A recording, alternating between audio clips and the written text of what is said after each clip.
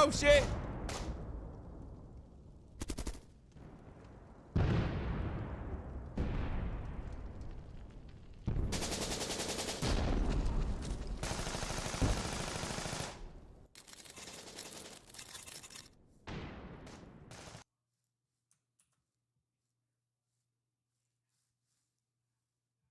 Shh.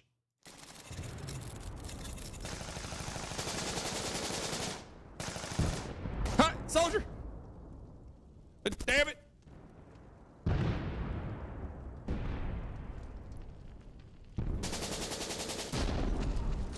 We might have lost the battle last night, cadets, but we have not lost the war.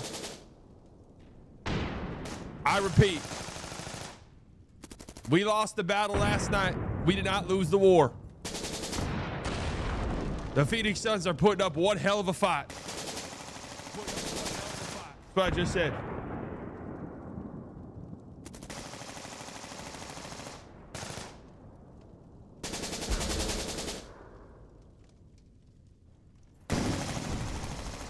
We'll get through it. Hut, hut. How are we doing today, guys? Feeling good, feeling great. I'm excited to stream today. Excited to see you guys. Yesterday, I was having some internet difficulties. And so was Nick last night. Maybe there's just something in Dallas. But also, deep down, was a little too was kind of excited. Was excited that you look like you got a full night's sleep. Thank you. Was excited that my internet was down because, and I know this is gonna sound hard to believe, guys. I know this is gonna sound hard to believe, but I looked like shit last night. Or yesterday morning. I woke up, my allergies were killing me. I looked like shit. And I know it's hard to believe, guys. I know you hear me say that and you're like,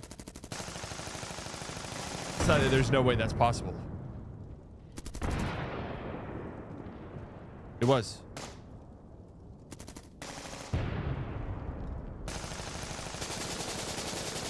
It was. Finn unplugged your internet. Maybe he wanted some Finn time.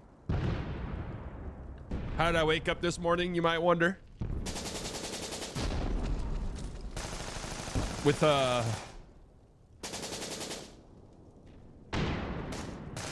spoiled rotten brat laying on my chest.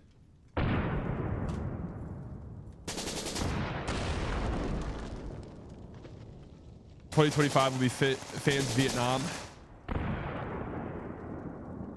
No, 2023 was Vietnam. We're entering like the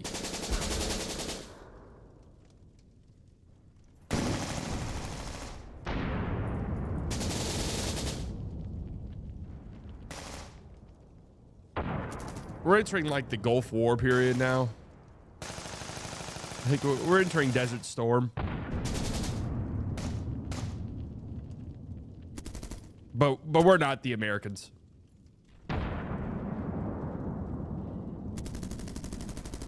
We're getting indiscriminately bombed. Bleach Report streaks up.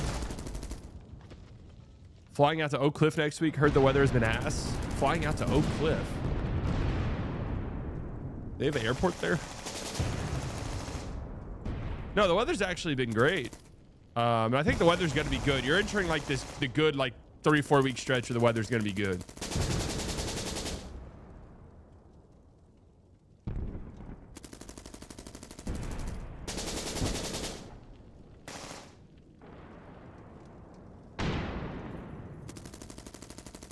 All right, what do we have to talk about today? God, I cannot believe this Western Conference playing debacle. Debacle is the right word. The Mavericks really should be taking, but they play too hard. They play too hard.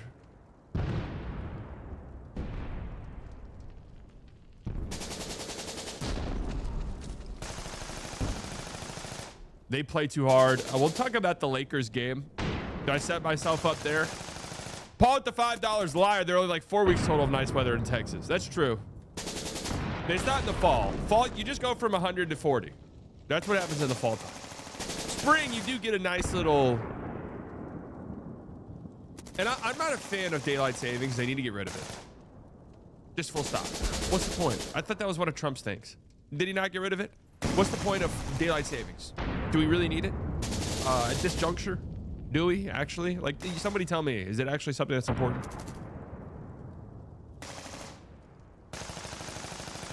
It's my favorite Dallas Stars chat. Yeah, let's do a quick little check-in on the Stars. I have been monitoring them.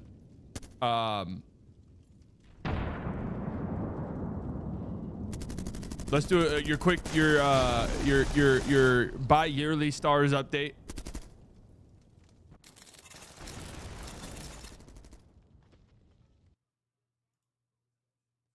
The Stars on Sunday night, they end up winning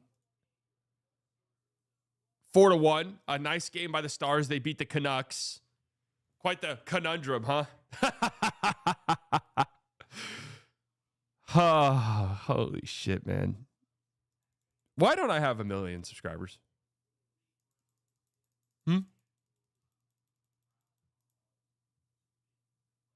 Oscar Back had a really solid game in this one. Had one shot.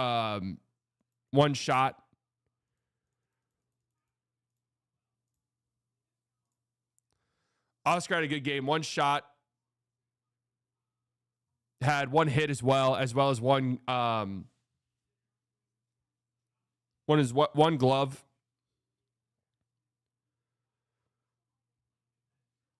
$16 shift. 11 time on ice, as well as 54 shots on ice. So, as well as 1040 estimated time on ice. So he played well in this one. Jamie Benn, he had 2 blown shots, 1 shot, 3 hits, as well as 2 gloves. How about Michael Granlund, huh, with that goal? That was a great goal. What the fuck's going on outside my apartment? Unk still got it. Yeah, Jamie Benn, look at him go. Mikko Rantanen. Wait, is that the guy they just traded for? All right, Mikko Rantanen.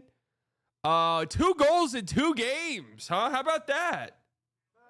Whoop. No, sorry. That was the wrong button.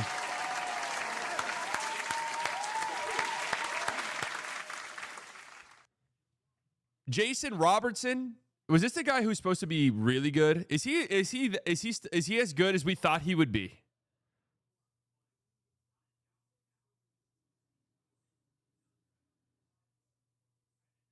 Apparently his NBA comp is Jaylen Brown, Jason Robertson, or Mikko Rantanen. He's good? All right, cool. And then Thomas Harley, defenseman, gets in on the mix and gets a goal. All right, what does GV mean, actually? GV, I'm trying to think. Really, in my brain, what I'm thinking is a glove knockdown. And I know that can't be it. That cannot be. GV. Goal.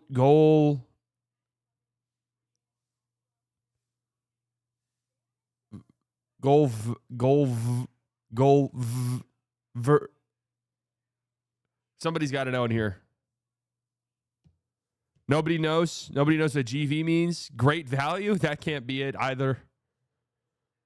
TK. I don't know what TK is. Oh, giveaways. So that's like a turnover. Okay. I believe you. That sounds right.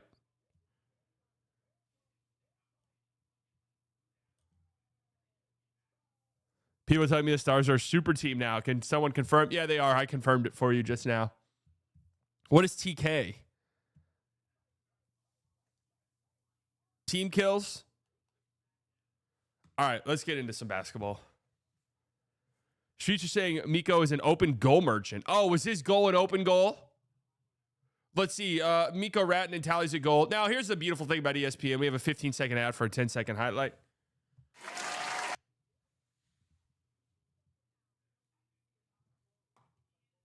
Just a horrible ass website in a lot of ways. At least cover the Rangers. Trust me, we will. We will. Oh, takeaways and giveaways. Okay, cool. Cool. Wait, here's his goal. Oh, yeah, it was an open net goal. You getting a Rocker jersey? I worry about getting pitchers jerseys, man. You never know with them. You never know with them.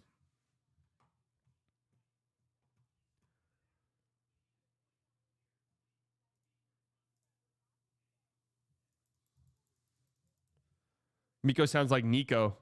You have to change his name. That's true. That's a good point. Too much bad aura there. What up, Fryer?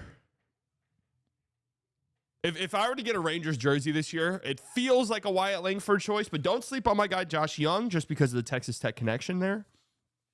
I was there when he was there. I did cover the baseball team when he was on it. And I knew right then and there. And look, this isn't me tooting my own horn. Rarely ever do I do that. This isn't me saying that maybe I should be considered for a position, a high up position on a Major League Baseball team. I would never think that highly of myself, although I do think I would do a great job in that role, right?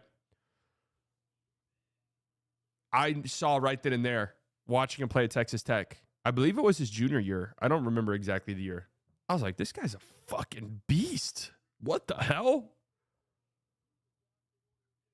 This guy's got to be an MLB player, right? And it wasn't until later I learned that he was actually going to go high in the first round.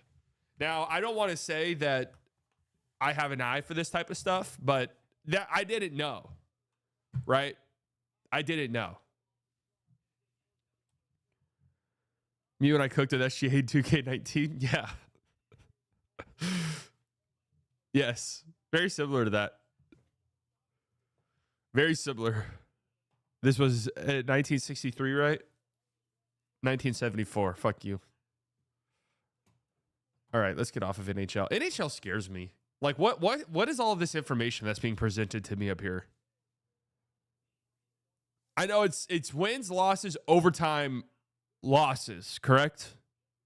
Because an overtime win just straight up counts as a win, where an overtime loss is its own thing entirely. Where a win is 3 points? No, a win is 2 points and an overtime loss is 1 point. Just a lot of information, a lot of numbers being thrown at me.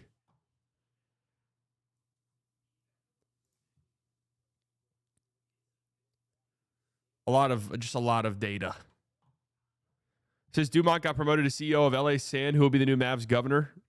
I'm assuming still him.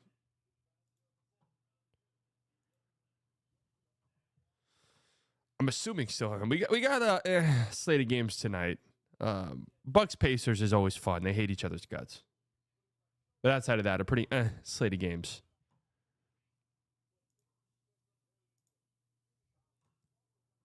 Do they do LeBron for NHL players? First take.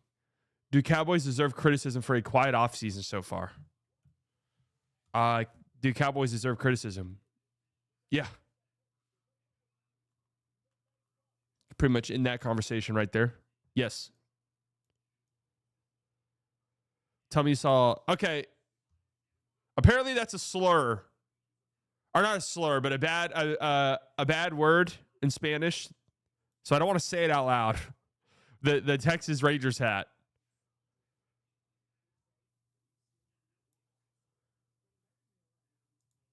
It means tits. Oh, titas. Is that Fanatics? Who's in charge of their merch? Is it still Fanatics?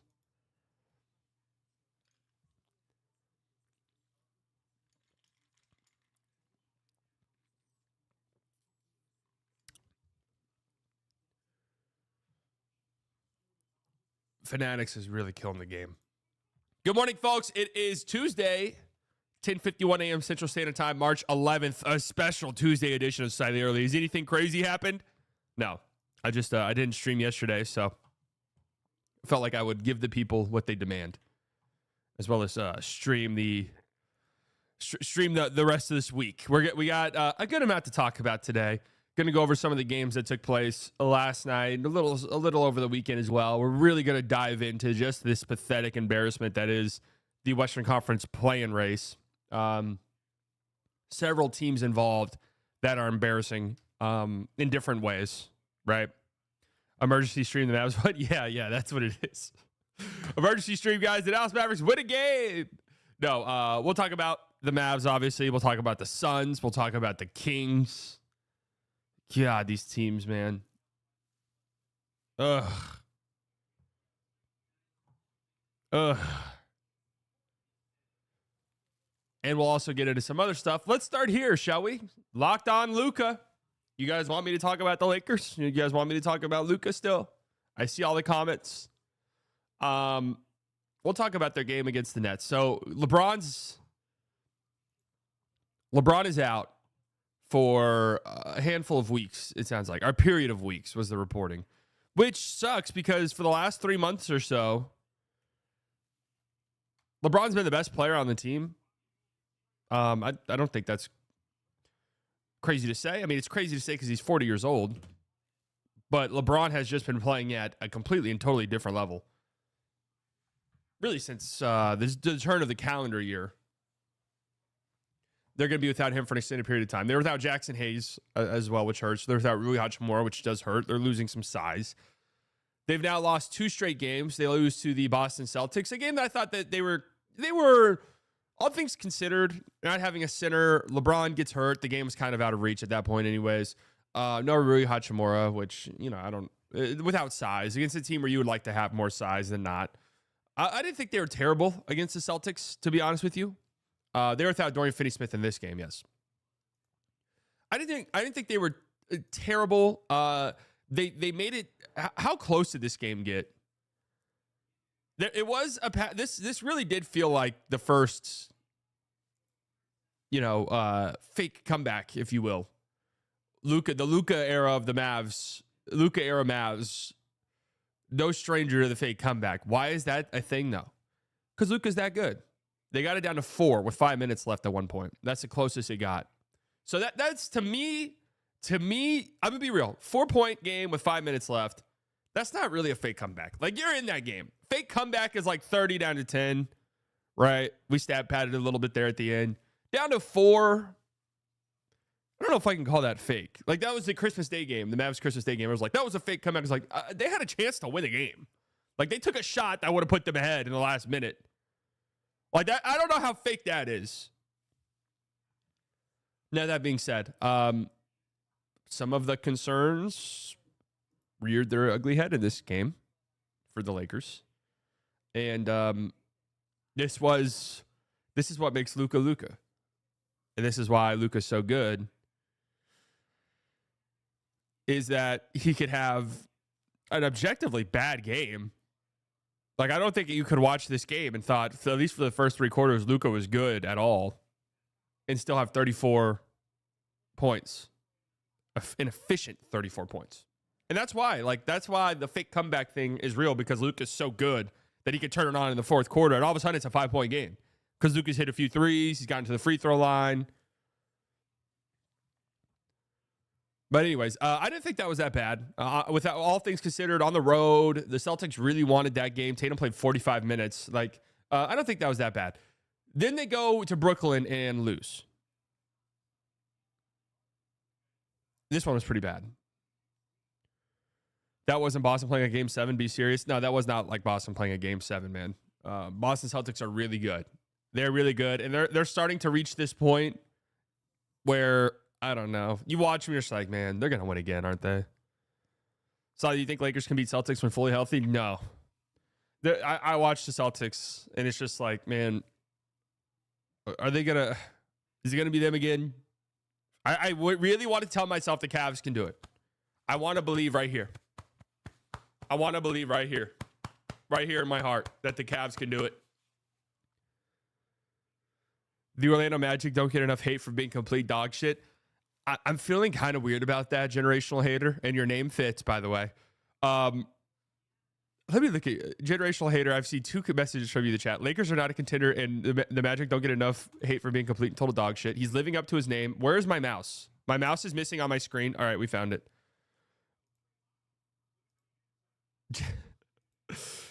Losing to the Nets is suspect as fuck. All right. I'm one of the biggest Dallas haters out there. No offense. And I can hardly bring myself to hate. All right, okay. All right. Hey, generational haters living up to his name.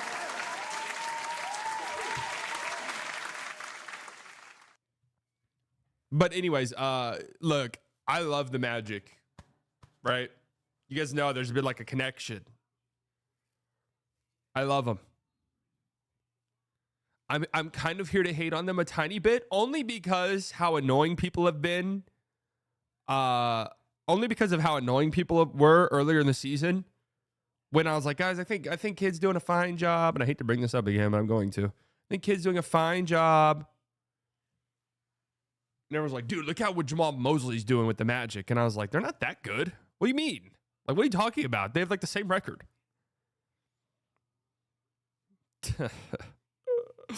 Anyways, let's get back into this. The Lakers lose to the Nets. I mean, Lakers fans are panicking. I've seen it, right? That's to be expected.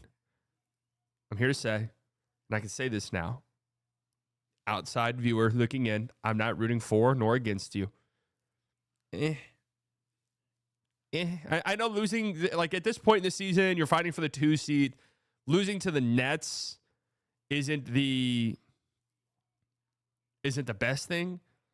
But also, again, you're without LeBron. You're without any real functioning center, right? You're without Rui. You're without Dorian Finney-Smith in this game.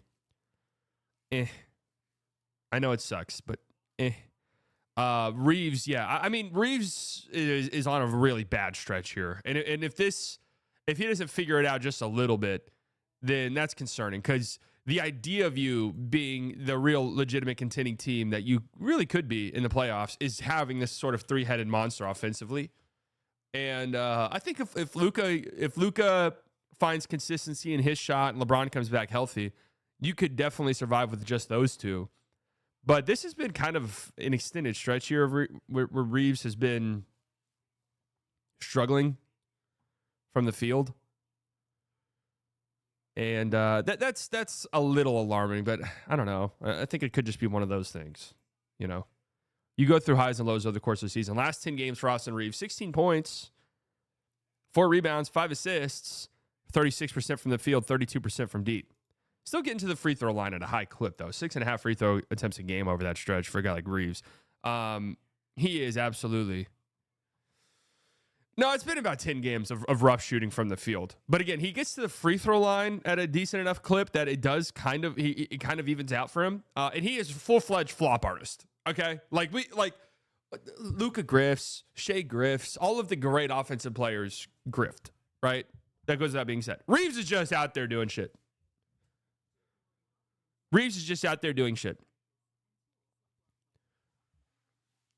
Luka... So if this were a Mavs game, this is one of the ones that would have gotten me in some trouble, for sure. This is one of the ones that would have gotten me in some trouble. I cannot stand these type of games from Luka, man. I can't do it. I don't like them. I don't like them. I thought playmaking-wise, it was great. Lots of turnovers, and I want to excuse Luka a little bit on the turnover front, because the Mavericks reached a point, especially towards the end of the season last year with D-Live, with Gafford, with PJ in the middle of the floor. The Mavs reached a point where when Luka would get blitzed, trapped at half court, double teamed, it was just like a machine, right? It was a machine. They knew exactly where to be on the floor. And I think that's a big reason why at the start of the season, you saw teams really go away from defending Luka like that, because it was just, he's so good at passing out of these. The Mavericks have figured this out. They know exactly where to be on the court. Derek Lively's so good in these 4-on-3 situations, getting downhill and playmaking out of it, that it's honestly better for us to not do this. Last night, especially with the team that the Lakers were rolling out there, the Nets were trapping him at half court, doubling him at half court, and they did a good job defensively. They forced some turnovers. Luka maybe had some sloppy passes, but I think a lot of it is the Lakers just sort of trying to figure out how to play off of that. Paul with the $2. LA's D is bad when James isn't there to crack whip. LeBron's captaining their defense, man.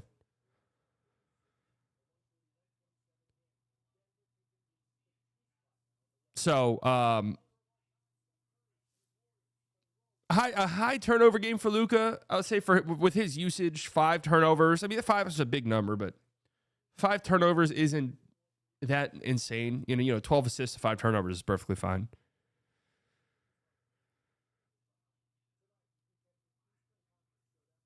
What a toxic MFFL chat. I'm out. What is toxic in here? If you think this is the toxic part of chat, man, you have not been in here when it's actually toxic. You have not been in here when it's actually toxic. I'm bad shooting it for Luka, but the thing, Luka played himself out of this game. This was one of those. Luka was so frustrated with the officials in this game. And did he have a gripe? Sure. Did he have a gripe? Sure. Was the officiating great? No. He knows the officiating is not going to be great on a regular basis. He knows that. He knows he's not going to get a lot of calls. This has been the case his whole career. Right? It's been the case his whole career. It's going to be the case his whole career. He played himself out of this game. A lot of times hanging back behind the play, complaining to the officials. A lot of times, and this was the one that pissed me off the most, where he would spend off like several offensive possessions in a row, trying to force the officials to call foul because he feels like he's getting fouled. So he puts up a terrible shot, or tries to draw contact when there's no contact, and just throws up a horrible miss. And the Nets got transition opportunity off of that because it was just a long rebound. And Luka's hanging out behind the play. So he used to do this with Dallas. If he doesn't get a call, he starts foul baiting and proving them wrong. He gets himself out of the game because of stubbornness. Yeah, I know. I've talked about it all the time. I agree. Like these are things that need to get out of the game for him. You can March 11th game against the Brooklyn Nets, whatever. He's frustrated. Okay, I can excuse that, right? But I do hope that it's at some point this leaves him. I really do. That last three was crazy. A classic Luka shot right there.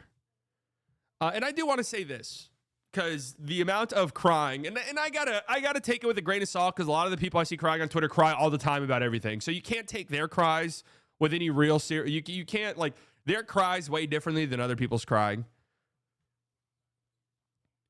Their cries way differently, right? But the official stuff. Luka's free throw rate right now is high since the Lakers. He's getting a foul call on nearly 11% of his drives. That would be the highest of his career. So I don't know. I've seen a lot of conspiracies that his whistle's gotten worse since joining the Lakers. I have not picked up on that whatsoever. I've not picked up on that whatsoever since I've been watching them. I don't think that that's grounded in reality whatsoever, to be honest with you. Is his officiating going to be fair? No, it's not. I talked about this a million times. Guys like him, guys like Jokic, guys like LeBron, these guys who play with a lot of strength, these guys who get downhill, these guys who play through contact, who initiate contact, who seek out that contact, because, a guy like Luka, he gets downhill, he gets you on his shoulder, he can bump you off. He's so fucking strong. He can bump you off. Like, that's what he's trying to get into, right? That's how he's not like this uber quick twitch athlete. So that's how he generates space a lot of the time. And yeah, that's the refs are going to let a lot more contact go with those type of guys. It's the same thing with Jokic, the same thing with LeBron historically throughout his career. So, just have to kind of accept that at this point. I mean, he has to, the best that he can. Because I do feel like this game he played himself out of it. Because he was so mad at officiating. We've seen it. We've seen it in big games as well, which is the most, a random game in March against the Brooklyn Nets. But I'm saying we've seen it in big games. Watch Shai and Luka's whistle. It's a disgrace. Their free throw rates are pretty similar, aren't they? I mean, Shai grifts in a different way. But I do. Doesn't Shai lead the league in points without free throws too? I would say go and really watch Shai's fouls, and I point me to the ones that you're really upset about. Because honestly, like I'll see Shai shot X amount of free throws, and then you watch, and it's like, well, he got fouled. He got fouled.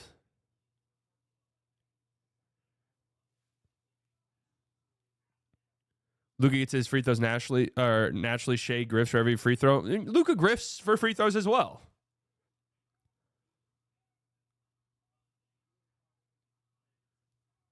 Luka also grifts. They grift in different ways.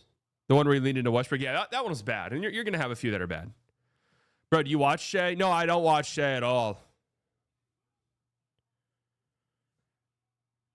Shai doesn't get fouled on 80% of his free throws. All right, you're just making up shit.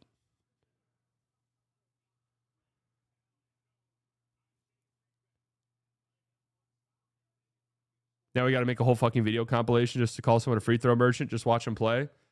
I don't think Shai's a free throw merchant, though. Doesn't he lead the league in scoring minus free throws? The Shai's an unbelievably gifted scorer. He's not a free throw merchant.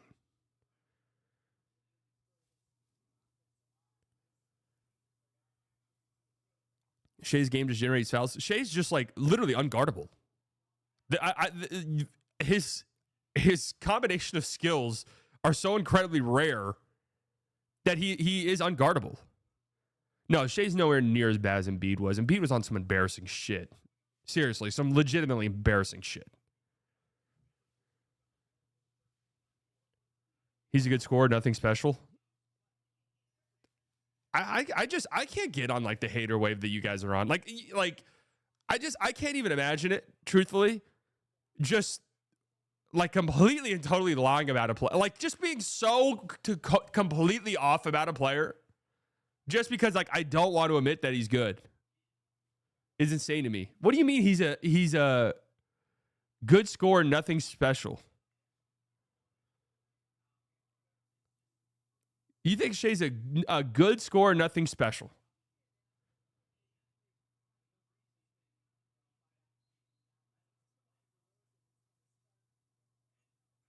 He's an incredible scorer, man. Do you think Shai will average more or less points in the playoffs this year than his regular season average? He's close to 33.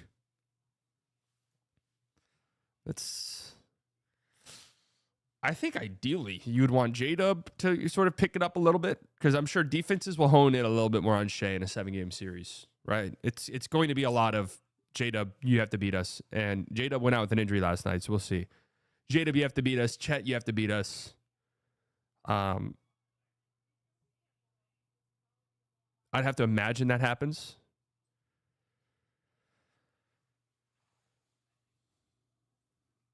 I thought the slightly biased audience wanted Shai to win MVP over Jokic. By and large, most people do not like Shai. But also, the MVP race last year tainted Jokic for some people. So,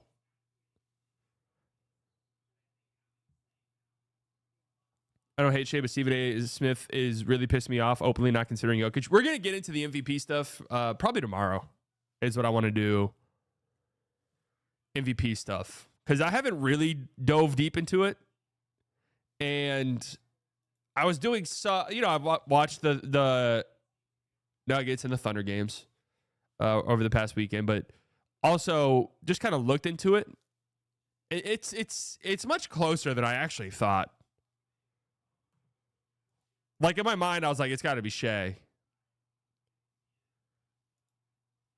Shai's the top 3 player in the league. I don't like that he plays for the Thunder, and I don't like that he plays the same position as Luka, so they get constantly compared, but I have to admit. My thing was always this, especially when it looked like the Mavs were still a championship contender and there was a real rivalry. It's just like, I get the banter side of it. I get shitting on the other team, but like, and I feel the same way for Thunder fans too.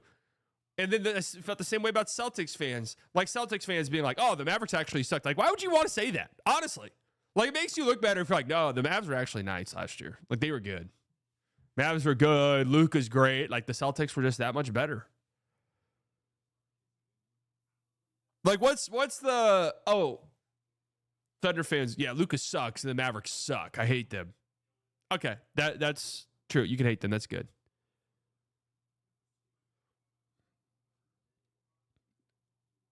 But it's more fun as a rivalry. I feel like, yeah, Shai's a motherfucker, which is what makes this rivalry so much more fun.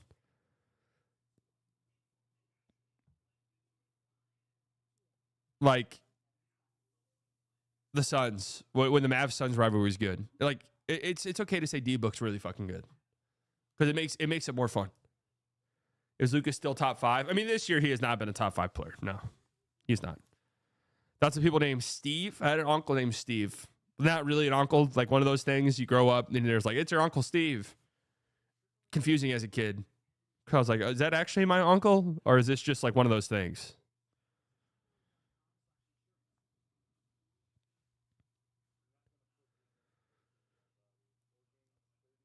Luka top 10 anymore would be really hard to imagine. I mean, I'd have to sit down and map it out, but it'd be really hard to imagine Luka is not a top 10 player anymore. She's like James Harden, great regular season, fall off in playoffs. I mean, that's obviously not true. Shai was incredible in that series last year.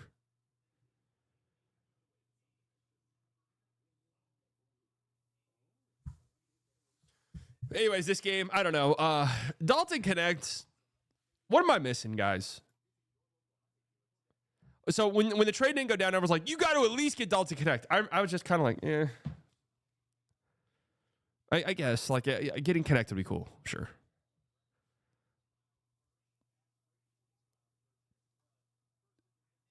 I'm not. I don't know what I don't know. Yeah, I'm just not a Connect guy, to be honest with you.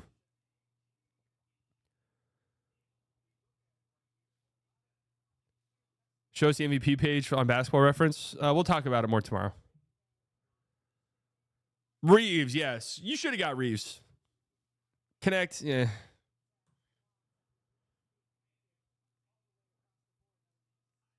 I think Connect is better than Christie. I'd rather have Max Christie.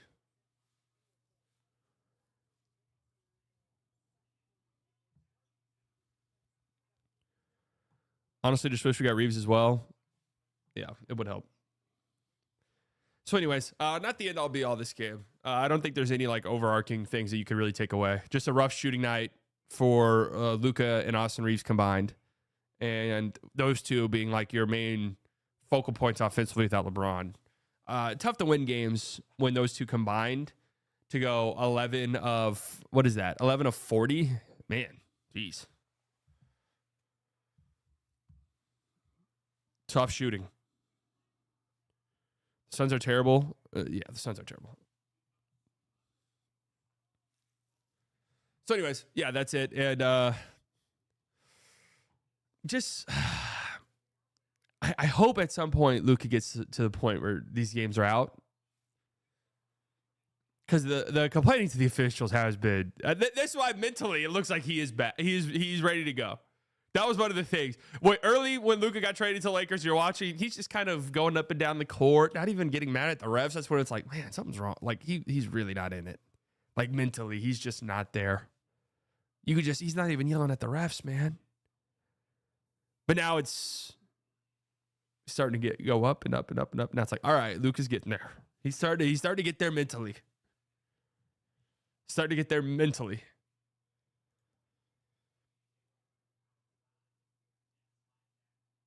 At some point, man, it's been 7 years. He's 26. I know. I know, man. I mean, who are you telling? People get very mad at me for saying these things.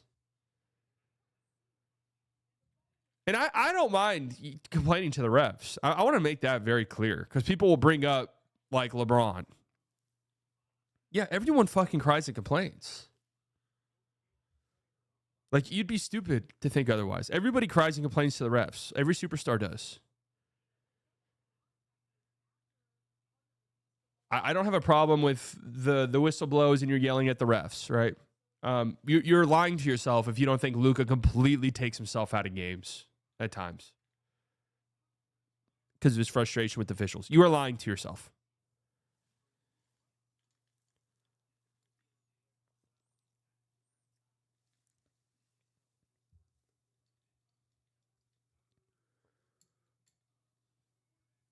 As a Mavs fan since 2003 and love Luka, why do I not want to see him succeed on the Lakers? Feels weird because you're a Mavs fan. It's not that weird to me. I mean, I want to see Luka do well, but I really don't want to see the Lakers win. They all do it. I know they all do it, man. I know they all do it. That's what I just said. Everyone complains to the refs. You're out of your mind if you don't think Luka is the worst in the league at it. He is. Okay, he is. He just is. Ants is even more annoying than Luka. Ants really bad too. What's your slightly early finals pick? God, I just think it's gonna be the Celtics. I do. I think the Celtics are winning it. That would be my pick right this second. I feel like it changes often. If there was just like another team in the West that I felt really strongly about, I would maybe consider it, but I do think it's going to be the Thunder. Cavs Nuggets would be great. Thunder Celtics would be a lot of fun, yes.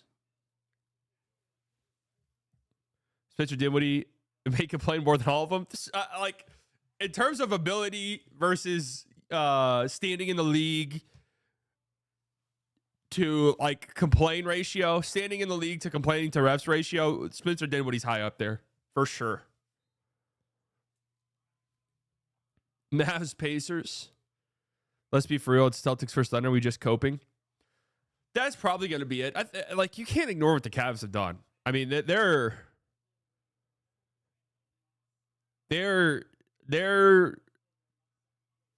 a possibility. Yeah, that's it. That's it, DQ. Aaron Gordon's like they can't go on a deep run without him being healthy. They cannot. They can't. They'll have games like last night. Like the Nuggets will have games like last night where you know, if they're shooting that good from three, you're not beating them. Right? And maybe over the course of a 7-game series, let's just say the Nuggets will get one of these. They're 56% from three. You're not, it's like damn near impossible to beat a team like that. Peyton Watson, 4 of 4. Jalen Pickett, 2 of 3. Russell Westbrook was 3 of 5. I mean, what are you doing there, right?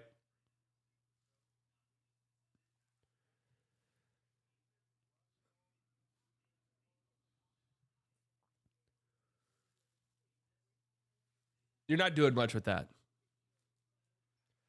So maybe you could say, all right, you're going to get one of those a game. Maybe you get 2 like God level. You know Jokic is going to show up, but like 2 God level Jokic games. That gets you to 3 wins in a series. You just figure out another one. I mean, do we think the Nuggets are the second? Like, if it's not the Thunder, it's the Nuggets. I just really cannot imagine another team, man. I can't imagine. The Warriors are reaching a point where it's like, maybe it is them. The Warriors are reaching a point. The Timberwolves. Let's segue this, actually. The Western Conference play-in race. The Timberwolves are the 7th spot right now. They're only half a game behind the Warriors. The Warriors are clicking on all cylinders. The Rockets have started winning again, which is big, because I kind of felt like they were maybe reaching a point where they could slip and find themselves in the play-in tournament. But we're going to talk about the play-in race in the West. And really, I'm talking about 3 teams that are sad in their own ways. But the Timberwolves are starting to get it going a little bit. They've been, I think they're 10-0 was the stat I saw in the last 10 games that Julius Randle has played in. He's looked good, man. They really need his playmaking.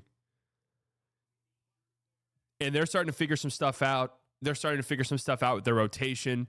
They're starting to realize guys like Terrence Shannon Jr. are players who can help them win games. Like, they're starting to figure some stuff out, right? And they're definitely a team that I think could peak at the right time and make some noise. The Texas Tech legend, obviously. Will Wolves or Golden State Warriors be the 6th seed at the end? Do they play each other again? The Warriors just like can't lose. Oh, shit. Timberwolves Nuggets tomorrow night. Tune in. No, they don't play each other again. But the Timberwolves schedule does not look that bad. You got Denver twice, but you've got Orlando, who's not very good. You have Utah, who stinks. The Pacers are good. Pelicans stink. Phoenix fucking reeks like shit. Pistons are good. But then you got Brooklyn, Philly. Both those teams will be full-fledged tanking by that point. Milwaukee, Memphis, Brooklyn, Utah. Both those teams will be taking their ass off by this point. That's pretty easy, all things considered. Compare them to the Warriors. I mean, the way that those two teams are playing, I can see both of them in the playoffs and another team falls out. Warriors schedule doesn't look that bad either, to be honest with you. Sacramento on Thursday. Oh, we've done the Suns schedule. The Suns schedule is brutal. We'll look at that in a second. Sacramento, New York, Denver. Oh, that's Milwaukee. That's kind of a brutal 4-game stretch here. But games against tanking teams and stuff like that should be considered a win. Lakers have a pretty soft schedule too. Just a coincidence, I'm sure. I mean, how possible is it that if you were to say, hey, the Lakers, Grizzlies, Rockets, like one of these teams actually drops out? I don't know, man. The Lakers are 4 games up, 4.5 games up on the play, and that just feels like so much ground to lose in just like a month. I don't really see that. Rockets fall. They're 3.5 back. They have won 3 in a row.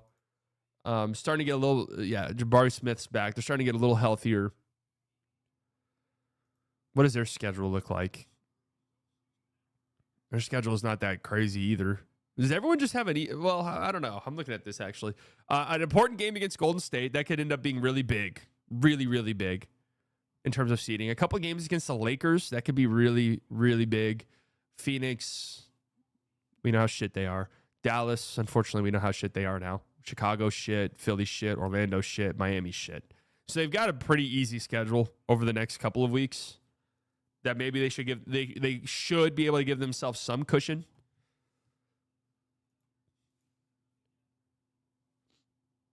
So much shit. Rockets are tightening it up, but I don't expect them to go past the second round. No, I don't expect much out of the Rockets in the playoffs, but see if they can hold down a playoff spot. And I don't see the Grizzlies falling, honestly. I just think they're too well coached and stuff, in my opinion. They're too good of a regular season team for them to like really fall off in standings like that. And also, I'm assuming Jaren Jackson Jr. is coming back soon. Right? I'm assuming he should be back soon. I haven't seen any updates on that.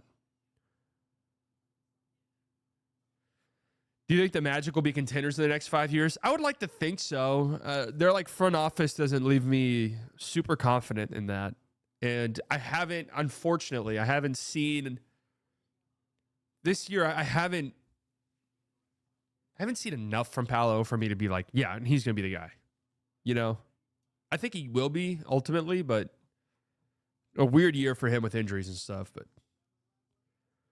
predict the play-in. I think this just ends up being it right here. I do. I think the Warriors, Timberwolves will be interesting to see who ends up holding down this spot. I think that this is I think this is the top 10. I really do. The Suns are fucking pathetic, man. I mean, they are. They are pathetic.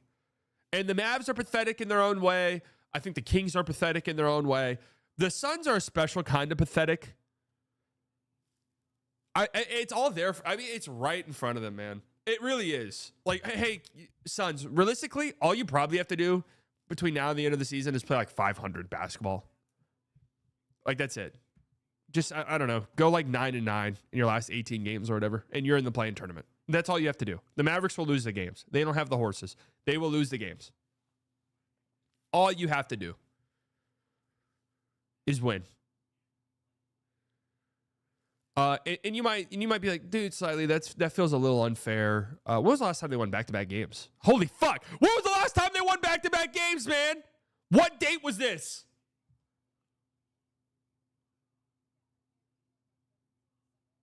Dog, when did this game happen? They haven't won back-to-back games since January 27th. Oh my God. Oh my, look at that, dude. Oh my God. Oh, they're so pathetic. Now you might think, hey man,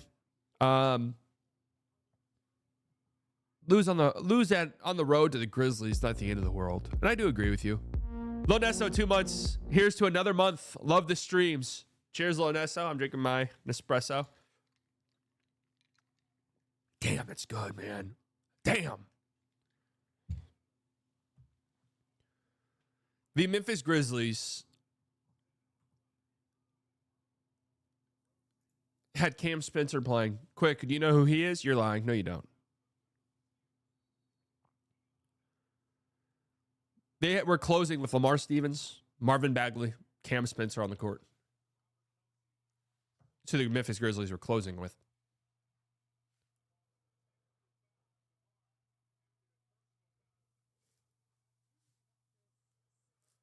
Cam Spencer, Lamar Stevens, and Marvin Bagley. Now I know you're thinking, oh, there's another guy named Marvin Bagley who's in the league. No, that's the Marvin Bagley you're thinking of. You're thinking of the right one. Cam Spencer hit a three and had the gall, because nobody respects this Phoenix Suns team whatsoever, had the gall to talk shit to Kevin Durant directly in his face.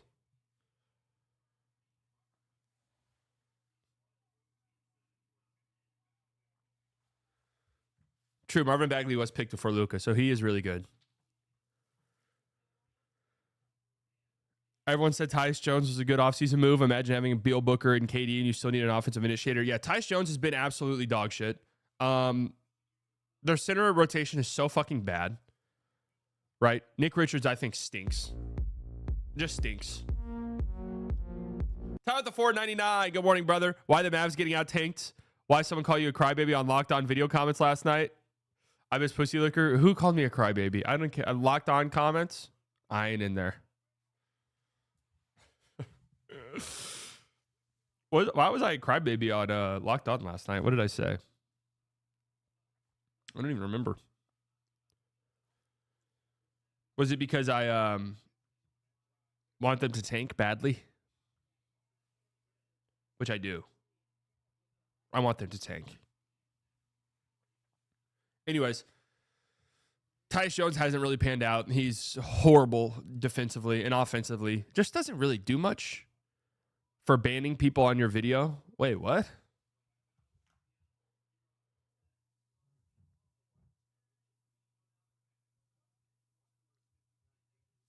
Banning people on my video? I think he said you were banning people in your stream. Oh.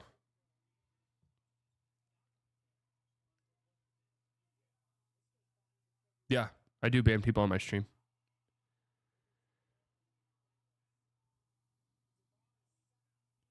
Oh, you got that crybaby on? LOL, he was just banning people all day in his live stream the other night.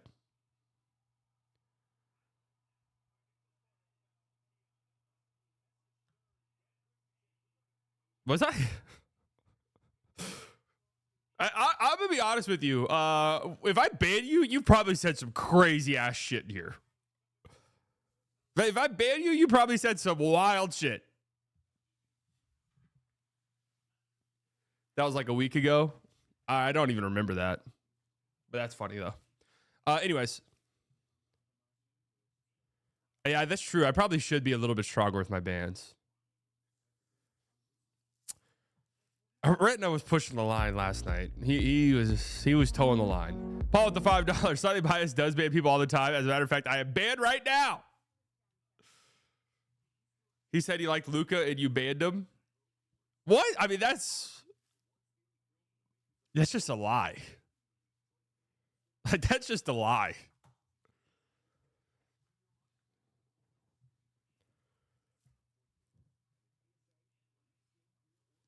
If we didn't win a game for the rest of the season, what are our chances of getting flag?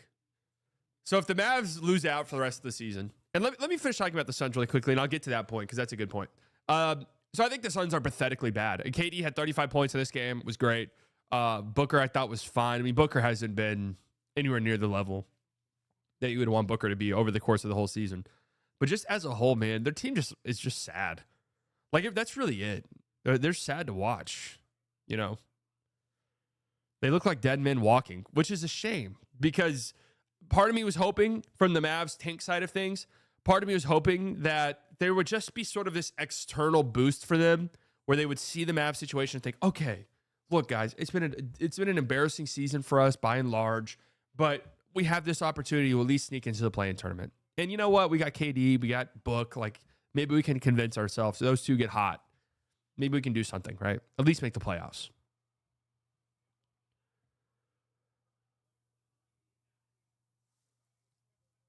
At least, just at least make the playoffs and get out of here with something. And even then, you watch them play and you don't even feel like What do you think it honestly is, King? They've quit. They have quit. This looks like a team that quit. That's it. This team quit like months ago. Budenholzer does not have the team, right? Suns fans hate Mike Budenholzer. I mean, at a certain point, what would that be? If they fire him, this would be the fourth coach in 4 years. Time to look within at that point. Time to look within. They've gotten a good KD season, and he's a little bit older. And I think defensively that shows at times. That's to be expected. I don't know what is up with Book this year. I really don't. You watch him, doesn't look anywhere near the top 10 player that he's been at the peak of his career. The dominant Book nights where it's like, dude, no matter what he does on the court, you can't stop him. Feel farther and fewer in between.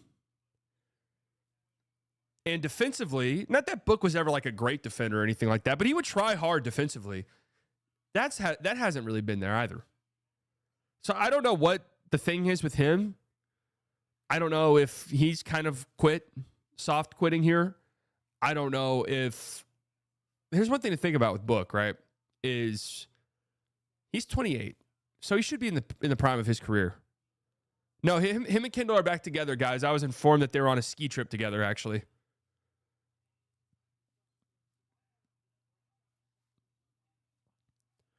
But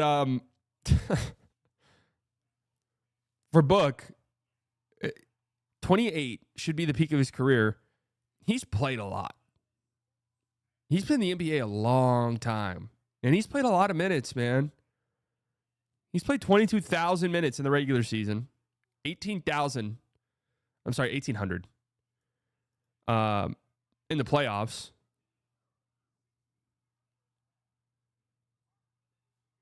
I don't know. You're the no? I saw it on Twitter. No, nobody's coming to me with Devin Booker, Kendall Jenner news. And Tyus Jones stinks defensively. I mean, he's absolutely horrific defensively. Mason Plumlee and Nick Richards is your center tandem. I mean, the Beal trade was such a fucking debacle. The Nurkic trade was such a debacle. I mean, it is just sad. It really is sad. I mean, it's pathetic what they've got going on. It really is. I mean, it really, really is. So sad and pathetic. And I feel strongly about this now because I want the Mavericks to be tanking. I do not want the Mavericks to be in the play-in tournament. But here's the big difference between them. And here's why I do respect the Mavs. The big difference. And this is why it's important that the Suns figure it out. Because here's the big difference. The Mavericks play their asses off. That's the fundamental difference between these two teams. The Mavericks play their ass off no matter what. No matter what. They play incredibly hard. And they're going to fall ass backwards into wins, especially against other shitty teams like the Spurs. They beat the Mavs win last night, 133-129. They had 4 of their 8 players, 4 of them scored in double digits. Not double digits, I'm sorry. 20 points. 4 of them had 20 points. Dinwiddie had 28 off the bench. Clay had 26. Clay's been really good lately. Kessler Edwards had a 22-point double-double. Career high in points and rebounds. Najee had 23 points. He's been incredible lately. Luka, we're good, bro. I look at Najee Marshall. Luka, you can go. Spurs players should be embarrassed. I mean, they're taking, right? De'Aaron Fox should be embarrassed, right? He was awful last night. But also at the same time, he's hurt and going to get season-ending surgery. I was doing a Kings deep dive. We'll talk about them here in a bit. What a shit show. I mean, what a shit show. So I say there's 3 embarrassments in the Western Conference. I do include the Mavericks in there. Mavericks embarrassment, obviously, is a lot of it not their fault. Embarrassment might be the wrong word, but just the sheer amount of injuries is just insane. Just absolutely insane. And it would be another thing if it was like injuries, wink, wink, right? Like, oh, they're injured. That'd be another thing. But the Mavs dealing with like these real legitimate injuries. I've never seen anything like it. Devastating. And obviously an embarrassment because of the Luka trade. But the way that they've played has not been embarrassing. They play very hard. They've been depleted, and everyone they've asked to step in and play in roles that they're not accustomed to has played hard, right? And recently, they were just on a 5-game losing streak, and they got blown out in some of those. And that's just, you don't have the horses. You don't have the talent, right? And in this league, you're going to lose a lot of games when you don't have the talent. It's very much a talent-driven league, obviously. But they still play hard. You got Kessler Edwards playing center minutes, man. And getting 22 and 11. 4 offensive rebounds. You bring in Caleb Martin, and I'm sure Caleb Martin in the back of his mind is like, thank fuck, man. Like, I was just playing point guard at times on the Sixers. Now he's tasked with doing a bunch of different shit. And I thought he was great defensively last night. I really did. I thought he was great. Spurs not getting enough hate. Here comes generational hater. Spurs not getting enough hate. Even if Wemby went down, they should still be better than this complete ass they have shown. I do kind of agree with you. But shit on kid, but he still does have his team behind him. All right, let me ask you guys this. Let's say, I'm trying to think, what's the better scenario? Either the Luka trade doesn't happen and we'll just pretend Luka's like AD and is still hurt, or Luka demanded a trade. Like, let's take the Mavs embarrass themselves by trading Luka aspect out of it. Let's just say Luka demanded the trade and the Mavs traded him, right? If the Mavs ended the season with a winning record, all things considered, I think objectively speaking, Kid would have to get at least some Coach of the Year love. Not that he would get first place votes or win it. But he would have to get some, like, hey man, let's not forget about Jason Kidd in these talks. JP with the $5. My Nico hate makes me wish Mavs make the play in and have to forfeit due to injuries. Am I bad? That would be interesting. No way Adam Silver would allow that. I mean, this Mavs team finishing with a winning record would be a miracle.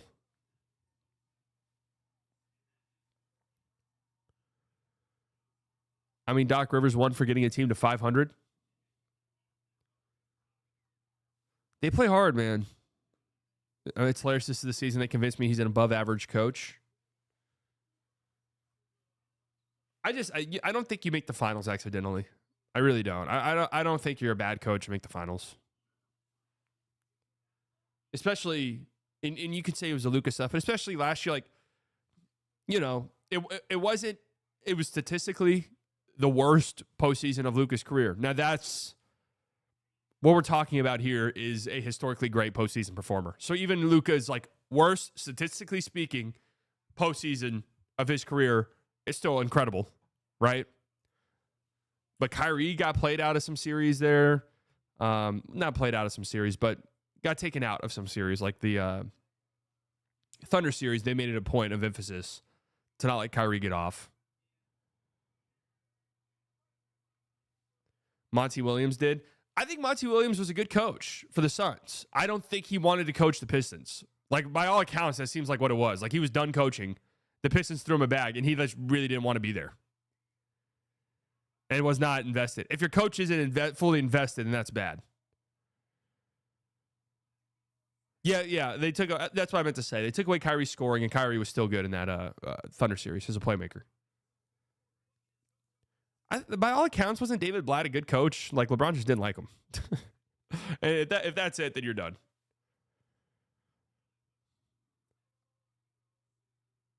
2D playoff runs while coaching an elite defense with different personnel each time. Respect, kid. Yeah, I think that's it, man. 2 conference finals runs in 3 years with 2 completely different teams. Obviously, a lot of that's Luka Doncic. But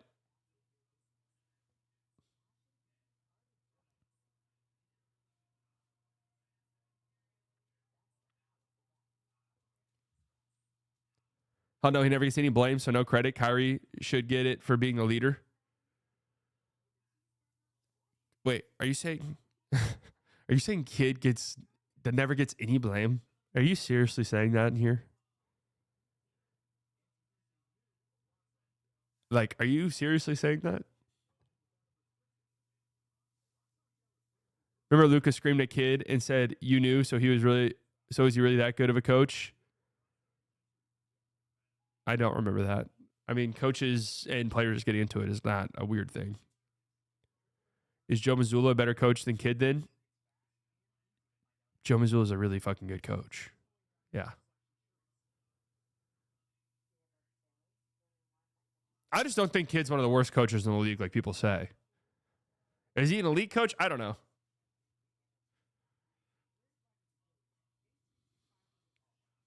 Is he like a great coach? Probably not. But is he terrible? I really don't think so. So you have the Mavericks who are, I mean, dude, they're 2.5 games up on the Suns. And we talk about how shitty the Suns are. Like those games against the Grizzlies last night are games you have to win. You look at their schedule. They've got a 5-game stretch here that's very manageable. And if you want to make the play-in tournament,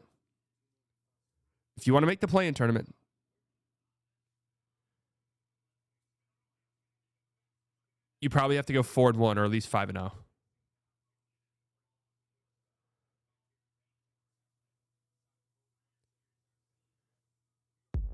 Tyler with the $4.99. Did you see JJ Redick post game? Love his style.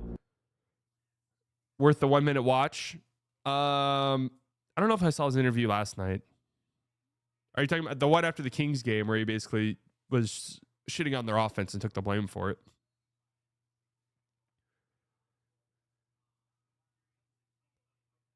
Kid is fine for the most part, but he cannot coach offense at all.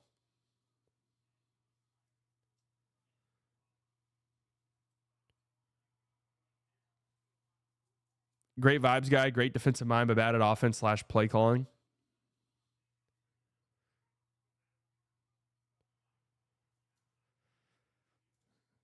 I don't know. If it comes out tomorrow that the team doesn't care about Jason Kidd anymore, I have no problem firing him.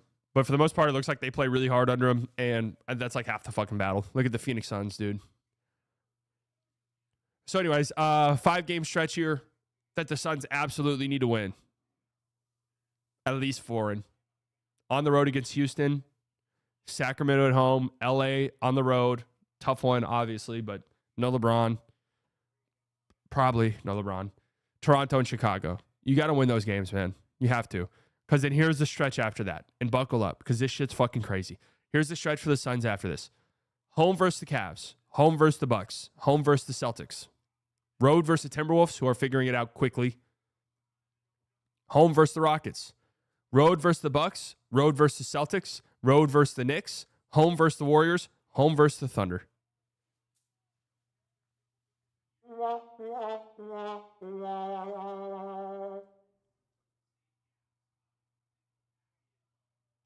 That is a absurd 10-game stretch. I mean, a 10-game stretch where your easiest game is home versus the Rockets. That's your easiest game. Home versus Houston. Oh, man. I don't know, man. I don't know. It's really difficult for me to imagine them climbing into the play-in tournament, man. It really is. 2.5 games they have to make up. And I think the Mavericks will lose enough.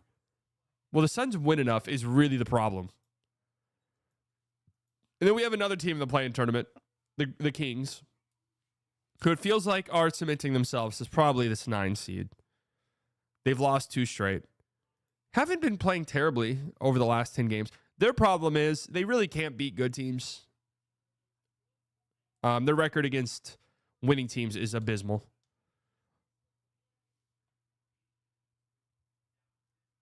They've been without Sabonis now for a bit, but they're their own level of embarrassing, where they're kind of starting to remind me of the Mavs a tiny bit, where you have a owner who doesn't seem to have any clue what the fuck he's doing. So the De'Aaron Fox situation was always strange. Now, the De'Aaron Fox stuff is funny to me for a lot of different reasons. De'Aaron Fox just seems like a very interesting guy.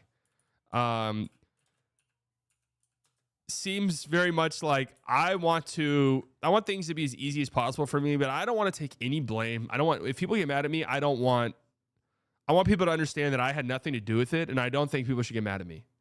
Like, let me do everything that I want, and I don't want to take any I don't want to like own anything that I do. Like, don't be mad at me about anything.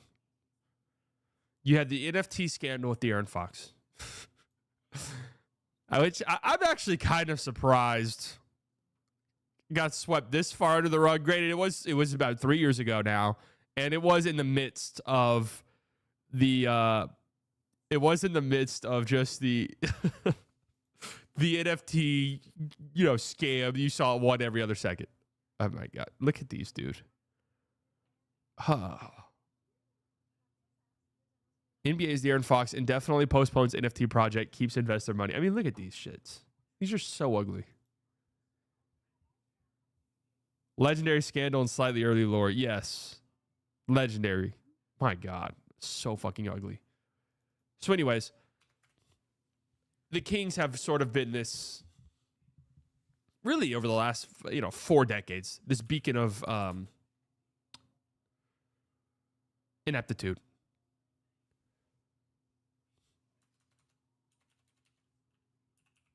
People paid for that? Unfortunately, yes. But the De'Aaron Fox trade has sort of opened up this new level.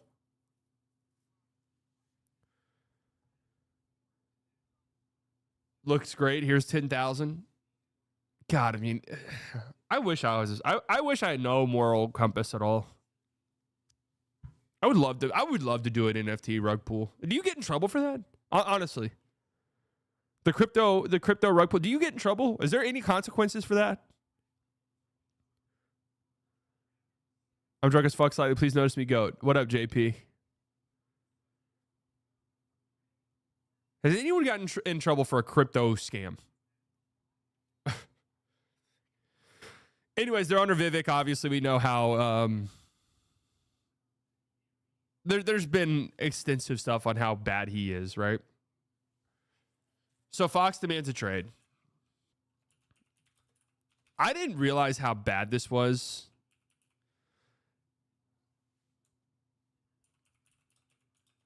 I didn't realize how bad this was and how deep this got. So they fired Mike Brown. Fox and Mike Brown were very close. Fox did not want Mike Brown fired. This was a Vivek thing through and through. How do you Vivek? A Vivek thing through and through. And I didn't really know this until today. I was reading this article that Vivek wanted him gone. Monty McNair, the GM, didn't want him gone. Doesn't sound like. De'Aaron Fox did not want him gone. The fucked up thing was Vivek did not address the media about this at all. Monty McNair didn't do a press conference about the Mike Brown firing for 40 days. 40 days. And that's why, so the press conference that Nico Harrison and Jason Kidd had hours after the trade, the Luka trade, horrible, right? Just terrible. Absolutely terrible. But, and I thought, if it's that bad, then why on earth would you have the press conference? It's important that they did it just because they got out in front of it. They answered the questions. I do applaud them for that.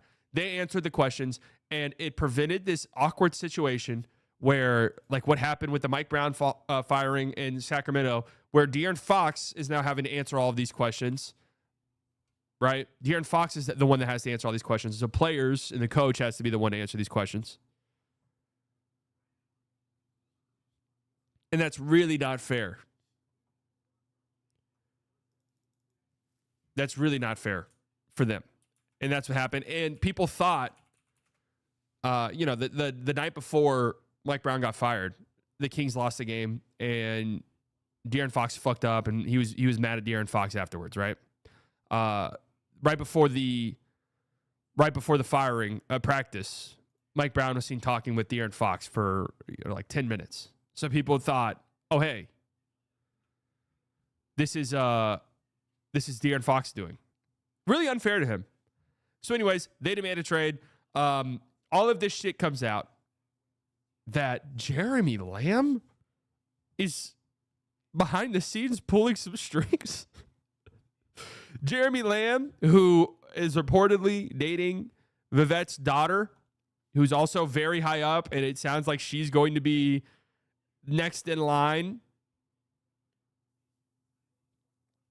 This is just the biggest shit show you've ever seen. New York Times had an article 4 days ago. This is where I'm getting a lot of this information. This is just a disgusting shit show. And Sabonis now, it's reported in the summer, Sabonis is going to say, Hornets legend Jeremy Lamb, yes. And it's now reported that Domantas Sabonis in the summer is going to be like, hey, what the fuck's going on here? What the hell's going on exactly?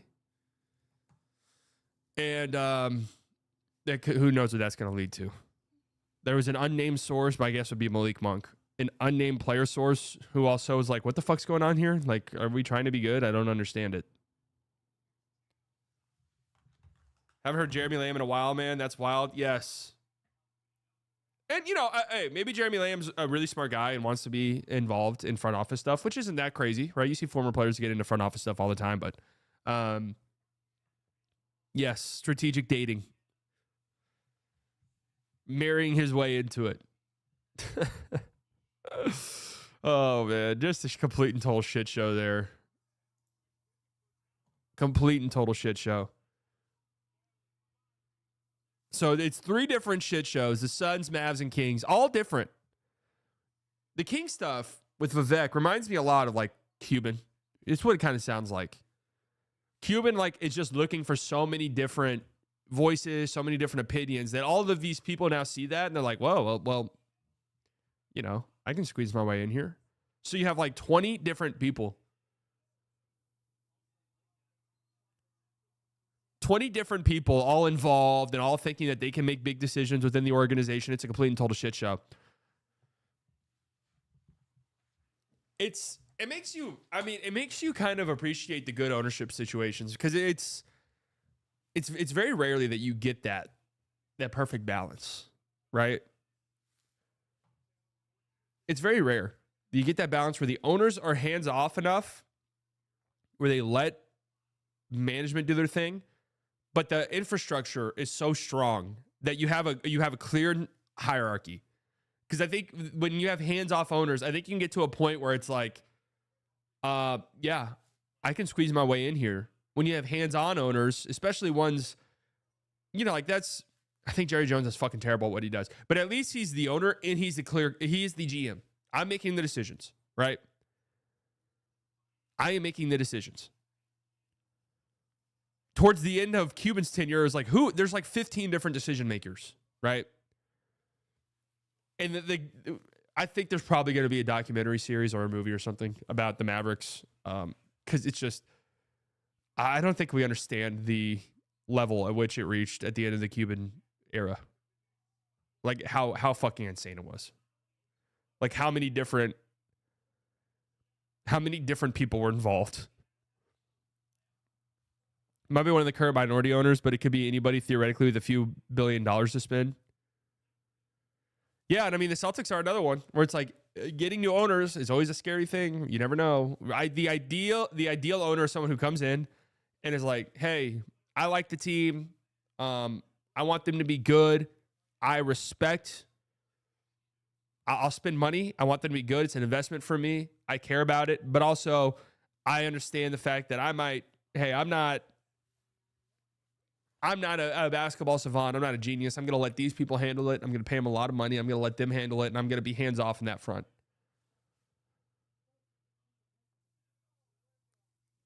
They did say the team is safe, though. No one is leaving. Well, who are you talking about? The Celtics situation? Philly Eagles, probably the best. Eagles are an example. I mean, the Patriots were like this. Weren't the Crafts pretty hands off and just like really invested in the team being good, but like just respected what Belichick had going on? Rangers ownership was a problem for a while. They refused to spend money. Steelers, I can't speak on a lot of those teams. Warriors were a great example. Sure.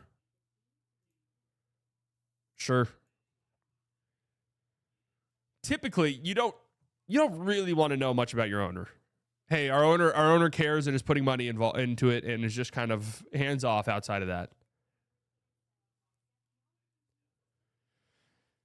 You always got to be. I can't believe the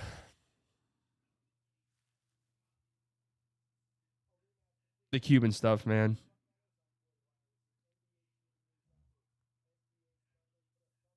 The Cuban stuff. There's going to be a movie about this shit, man. Really. Anyways, if I had to predict, I think this would be the top 10. I do think there's a chance the Suns could get in there, but who knows with them. The Mavs, I mean, at what point, here's the question, right? It was reported yesterday that AD could come back and will reach a point where he'll be able to play. He'll be healthy.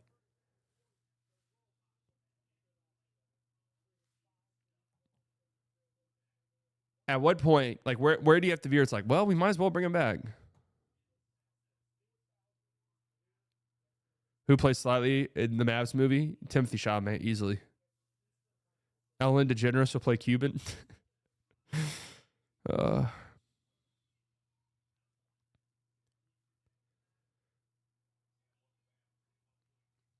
You see Bill Simmons gave Ben and Skin a shout out when they were brainstorming who would play each character of the movie? Hell yeah. Nice. Is the Cuban stuff the interview or are there new stuff? I mean, I was talking about the interview, but I'm talking about like the end of the 10 from what we knew. I mean, do you guys remember there was the quartering? Fuck you. There was Will Smith should play slightly. I could see that.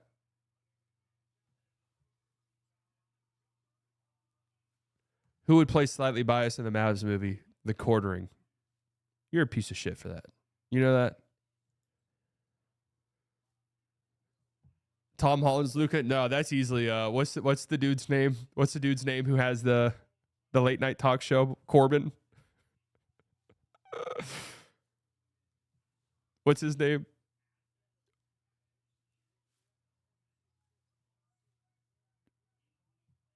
Anyways, the end of the Cuban era. I mean, there was a lot of Sports Illustrated articles. I'm speculating here, but I do know Cuban was wanting to run for president. That was real. And I think a lot of the stuff that came out about what was going on in the Mavs office, some of the allegations, pretty much put an end into that. Put it into that saga.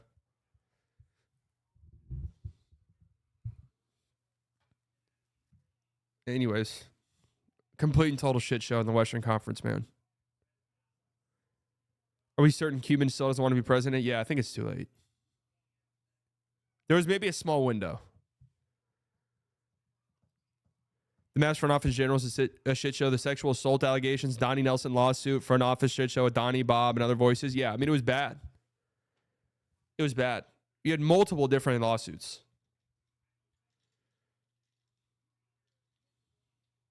The Cynthia Marshall hire, let's not forget that. I mean, that was incredibly qualified woman, an incredible woman by all accounts. Like, I'm not trying to say anything like this, but That was very much a PR driven move because of all of the shit that they were getting.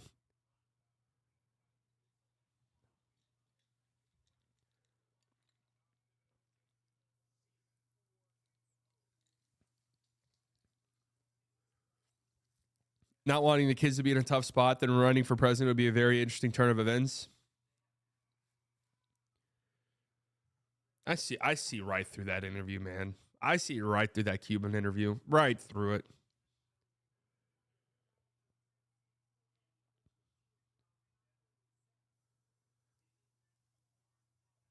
I saw right through that fucking bullshit interview, man. Sorry. I'm happy that Nick said it on a Lockdown episode, but yes, he heard from a source that I think is pretty reliable that he told me that it was said when the team was being sold and they were evaluating the team that the Mavs were not going to offer Luka a supermax. And then I saw people saying, that's bullshit, man. That's bullshit. Well, let's see. Is it bullshit? I don't know. They fucking traded him. So, don't know how bullshit that is. They did trade him, right? They traded him. It's been reported. We talked to Tim Cato on this channel. He said this trade was in the works for a while. Okay. Like, let's put 2 and 2 together. Doesn't seem that crazy that a year before the trade happens, or a little over a year before the trade happens, that they decided, yeah, we're not going to give him a supermax. They said they wanted to get ahead of a tumultuous summer. What do they mean by that? Was Luka going to demand a trade? No. Luka was going to go to the front office and say, hey, let's do it. Let's do the supermax. And the front office is going to say no. That's it. Just put 2 and 2 together. I saw that clip of Nick saying that going around on Twitter, and people in the replies were like, no, these are like Tim McMahon. These are mouthpieces for the franchise. It's like, what do you mean? Like, what? How are you interpreting anything that's being said as a positive for the franchise? Like, oh, man, some of these people, it's just like, what are you hearing? Like, what are you hearing? You're making things up in your head. No wonder they didn't do any MVP push for him, and instead it was Real Madrid who started the push last year.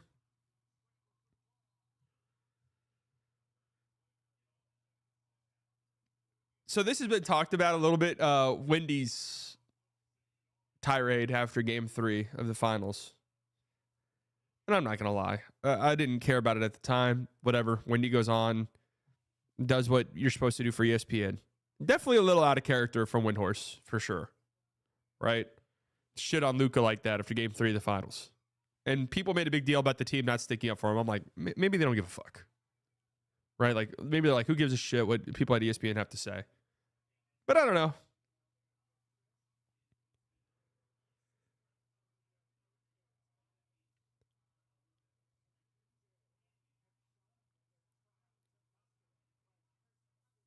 Yeah, glad Wendy shit on the fat guy he showed him. Remember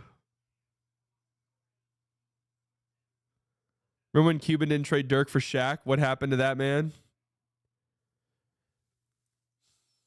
I just don't think Cuban is as squeaky clean in this as he would want us to believe.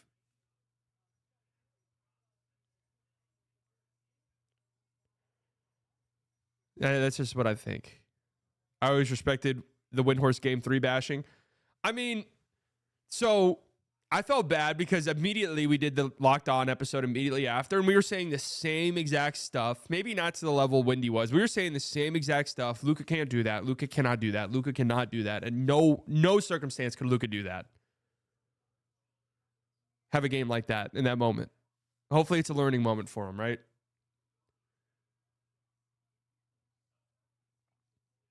I feel like that's always different coming from local media versus national media. Right?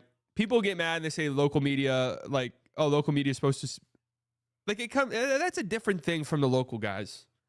That comes from like a real place of genuine like love and wanting this guy to get better. Right? The national one, it always comes across different when it's the national guys.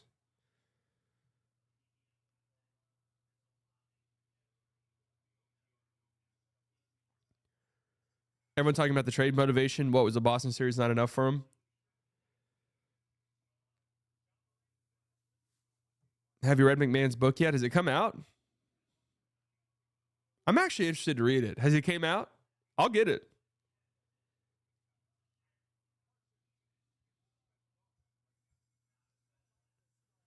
Find it funny that fat, no talent media people criticize a guy averaging 34, 9, and 10 in the NBA. Most media people couldn't even run up and down that court. Windhorse is talented. He is. He's good at what he does.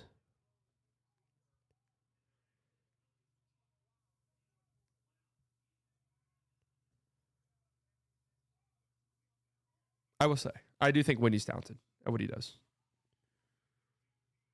We've all felt like Wendy before. Doesn't excuse the awful return. No, I mean, like, saying all of that stuff does not mean trade him. Not compared to Luka. Well, I mean, they're talented at different things. Okay. Windhorse has hated Luka since day one.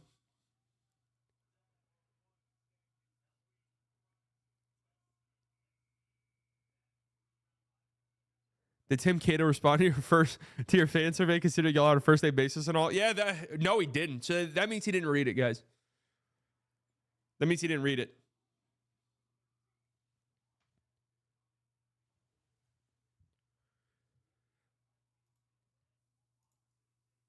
God, the West, these teams right here, man. Kings, Mavericks, Suns, just all three trending in the wrong direction. All three for different reasons. Tyler B with the $4.99. Well. Cuban sold the franchise a year before the Supermax. Cuban was never going to offer the Supermax to Luka. I'm sure Cuban was for the trade. I'm not saying Cuban was for or against the trade. That Cuban was maybe advocating for the trade. I don't think that. I think that he saw the writing on the wall, though.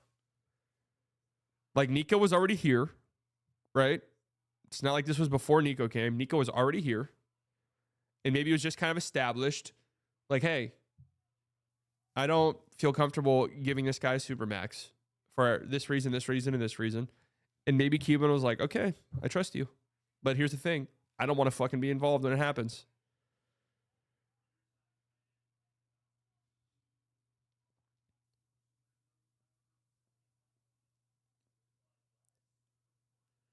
In his interview, he didn't say don't trade him. He said get a better return. Yeah. Honestly, it really does seem like the Mavs just hated Luka and they were tired of his shit. I mean, yeah, that's exactly what it was, dude. They were tired of his shit.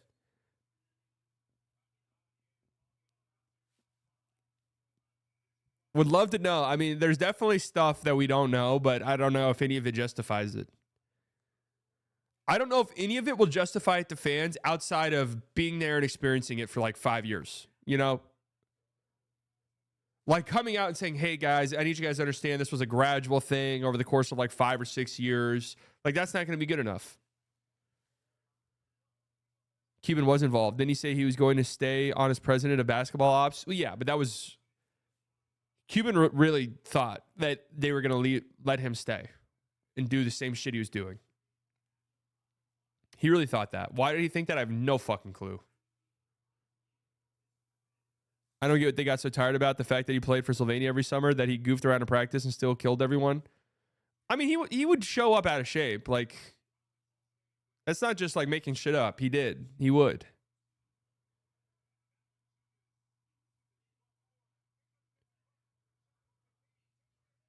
And for whatever reason, that was just like, I think 95% of front offices and teams would say, man, I know it's frustrating, guys, but who gives a shit? Like, he's so good.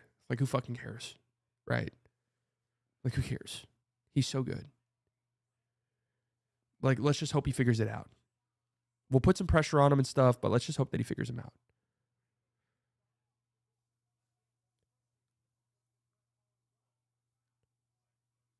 Forget 95, 99. LOL, most teams have never had a player this good ever. That's true.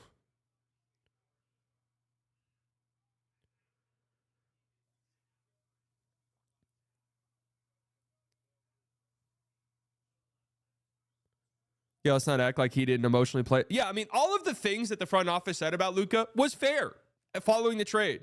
Like, all of it was stuff that has been said already a million times. Like you said, who cares? Like, who cares? Do you think they had a serious sit down with Luka about his weight and concerns before trading him? They did after the finals, for sure. They had an exit interview. They asked things out of him that did not happen.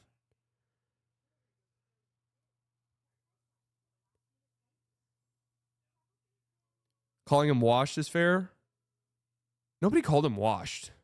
Nobody in the front office called him washed.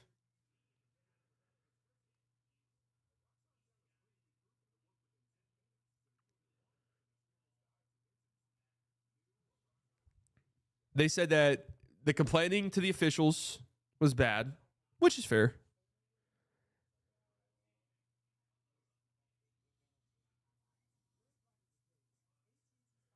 Everything they said was fair. Come on, that's not true. They were literally saying he didn't work out, was lazy. They were terrified of him. You can work out and still have a shit diet. I mean, the reality is they would know a little bit more about that than us.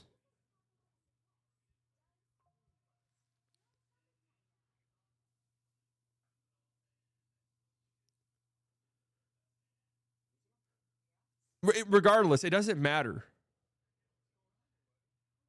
Because no matter what, you still don't trade him. Even Grimes said a lot of that stuff wasn't true. No, I know. Like, the thing with, I don't think they were worried about in-season Luka. I don't think they were worried about in-season Luka. Like, when he's healthy and playing and practicing every day. I do not think they were worried about that.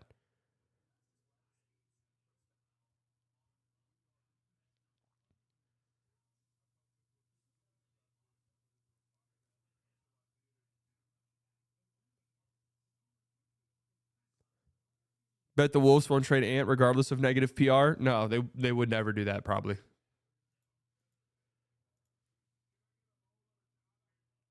And we are blessed with a dub 1%. Yeah, yep.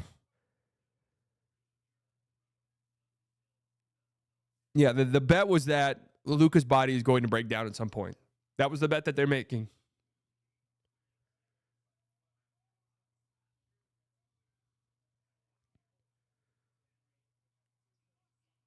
No, Luka is not out of shape, obviously. Luka is very much in shape. Could you argue that to get to where you want him to be as a perennial all-time great, top 10 level player all time, does his body and his conditioning need to get to a better place? Yes.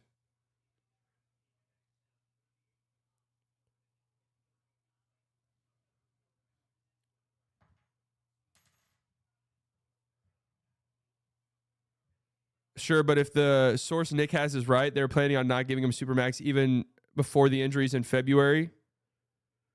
What indication do they have for breaking down before that? I mean, they were thinking about trading him before he had the calf injury. So Grimes was lying? I don't think Grimes was lying. So here's the thing, guys. In order to make it to this level, you have to be a hard worker. You have to be dedicated to your craft. You have to put a ton of hours in.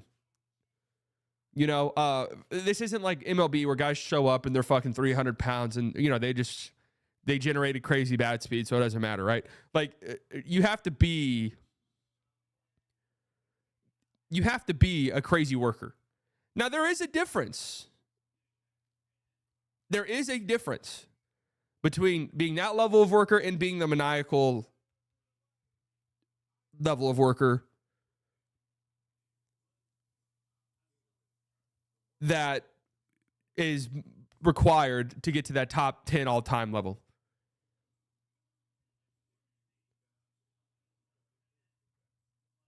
Isn't the bet they're making is Luka Botto would break down in the next couple of years to the point where his trade value would be decreased on a Supermax? Why do they care about paying Luka the Supermax? The money has to go somewhere. Sure, you won't have as much flexibility with the roster, but Luka puts butts in seats. Yeah, I mean, I don't know. From a business side of things, this doesn't make any fucking sense at all. Like, yeah, it's an expensive contract, but he brings in so much money.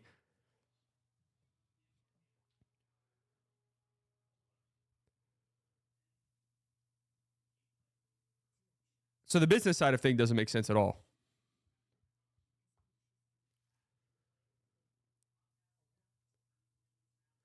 I did just start the live game streams again and have noticed you are banning people more often than normal. Live game streams, like on playback? Do I ban people on playback at all?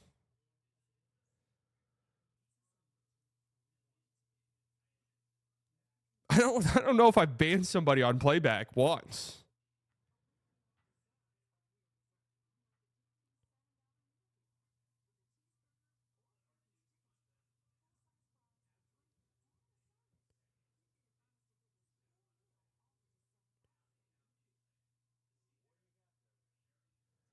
Guess we'll really see if they lose money on people not renewing season tickets or not. Yeah, next year will be interesting. Because you have people who already bought tickets. You have people for games the rest of the season. You have people who are getting tickets from their company and stuff. Next year will be the interesting one.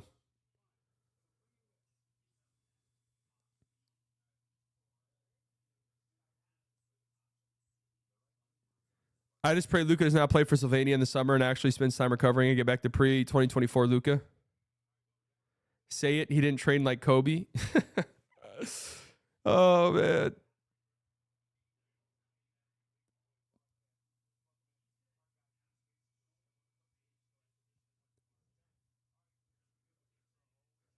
Aren't the Adelsons and Dumonts filthy rich? How is it possible they can't pay a Supermax contract? I don't understand if Cuban can't, but these rich fucks, I don't get it. I don't think it's the money side of things. I think Nico looked at it and said, man, it's just like a Supermax, and they probably need to adjust the rules because the Supermax contract does not make sense when you really think about it. They made it to where it's easier for these smaller markets to keep their players because they can offer so much more money, but it does end up being a hindrance to you because it's like, you know, it's so much more money on your books. But with that being said,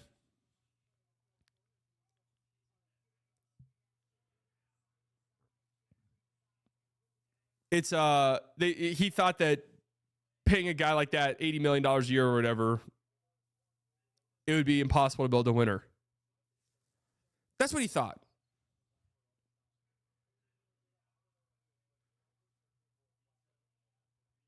Half the league is on coke and pot, and they think Luka has a problem. I don't think half the league is on coke.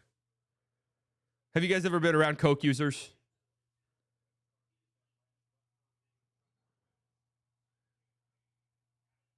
There's too much going on, I think, in the NBA. Like there was obviously a coke problem in the past. Pot, of course, yeah. I would say way more than half the league is probably smoking weed with regularity.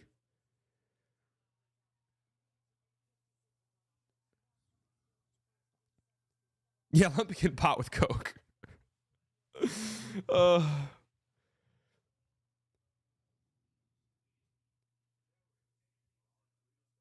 It's not the Supermax that needs review. It's the second apron. No, I think they need to change the Supermax to where whatever added money does not go against your cap. And that feels like the most easy solution and logical solution there is. So you get the benefit of I drafted this guy, or maybe I traded for him before he turned into a superstar. I get to now pay him the money he deserves. And I get those extra year. I get the extra year. I get that extra money. But that extra money doesn't go against my cap. Ty with the $4.99. I got banned one time on playback for calling you a closet OKC fan during Mavs versus OKC playoff series. I don't believe that.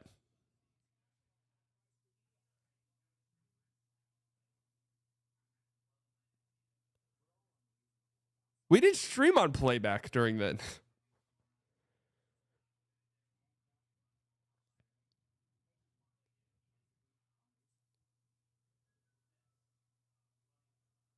Did you already do a recap of last night's games? Yeah, the stream's almost over. It's not, the 80s need more coke is phased out. No, I mean, people still do coke, but I don't think, I mean, athletes party. Like, I'm not going to say that there's no one who does it, but I don't think it's widely used across the league, if I had to guess.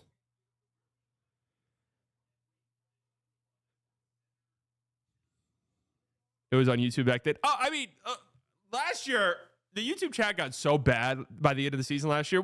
I was banning people pretty regularly.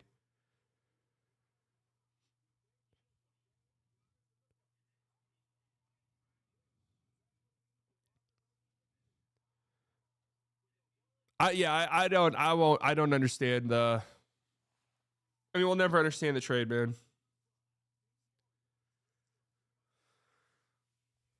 YouTube chat was unbearable. So bad. So bad. Genuinely so bad.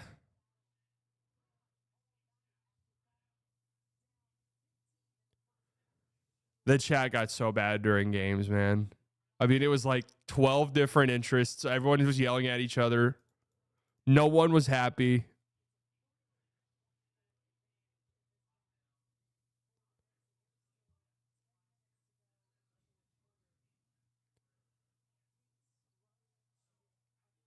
Peak Luka physical wise was the bubble. Bro was so good it was scary. I don't think he'll go back to that form. Wow, 5 years ago is when the NBA shut down the season.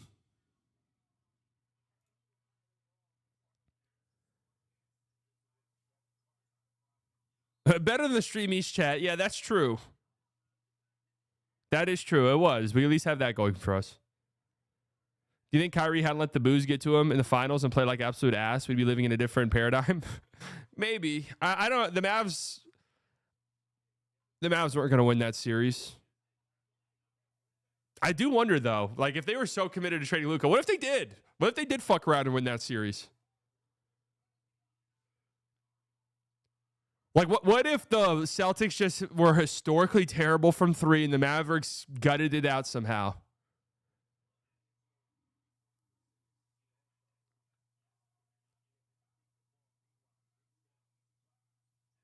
Then what? You have to wonder that. Any thoughts on the Cowboys free agency so far? I have none. Similar to what they've done. Wish I found this channel last year to watch you as my Celtics pummeled your Mavs. It was pretty fair. You know, that point I was happy to be there, and I knew pretty much right after game one how that shit was going to end. Who's your NBA champs prediction for this year? I think the Celtics win again, honestly. The Warriors and Celtics losses did not feel bad at all. No, not at all. And you knew in game one of both of those series, like, all right, there are levels to this, unfortunately. There are levels to this. And unfortunately, I don't think we're on that level. They traded Luka because they didn't like how the confetti felt falling on them, remember? Man alive.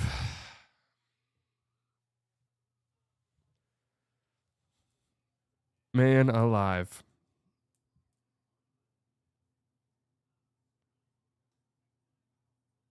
Who's the East dark horse? I mean, I'm still kind of a believer in the Knicks, although their defense tells us they're not good enough. One, and two, the fact that they haven't beat any good teams tells us they're not good enough, or not any good teams, but like the top end teams. If we're just talking dark horses, do not sleep on the Pacers, man. Okay, they really have been playing. I mean, Tyrese Halliburton's been playing at a pretty crazy level for a while now.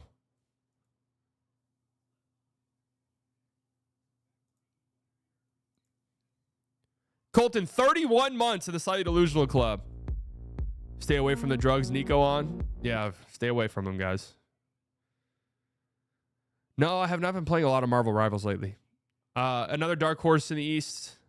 I mean, the Bucks, of course. When you have Giannis, you're in the mix.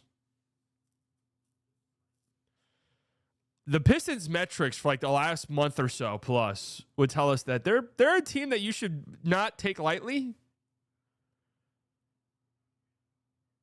Last year you made a great video on the Hawks. Do you have an opinion on them this year? I feel like they've kind of... Would you say the Hawks have exceeded expectations this year? I mean, especially with Jalen Johnson being hurt.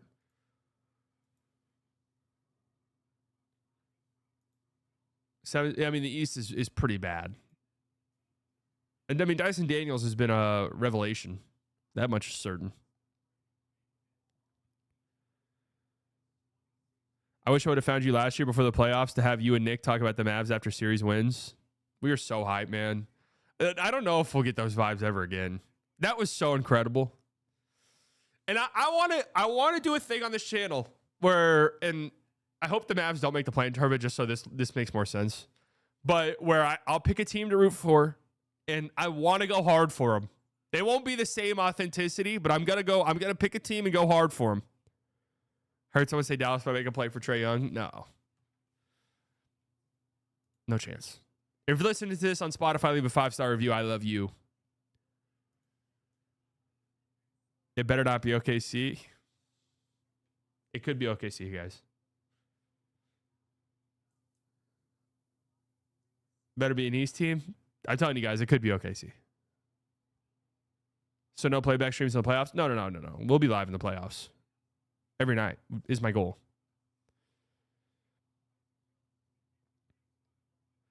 OKC greater than Celtics in terms of vibes. What are you revealing? We'll go right before the playoffs start. Could it be the Lakers? It could be the Lakers for sure. It definitely could. I would say I haven't really thought about it. I would say some of the contenders are. I think the Timberwolves are a contender for me. I think the Timberwolves are a team I could see myself sort of falling for, right? Could be the Mavs. Well, I'm just assuming the Mavs don't make the playoffs. But of course, if the Mavs make the playoffs, I'm rooting for them. It goes without being said. The Nuggets are an option. I do like watching the Nuggets, man. I do. That's another thing. Is just like the better horse franchise.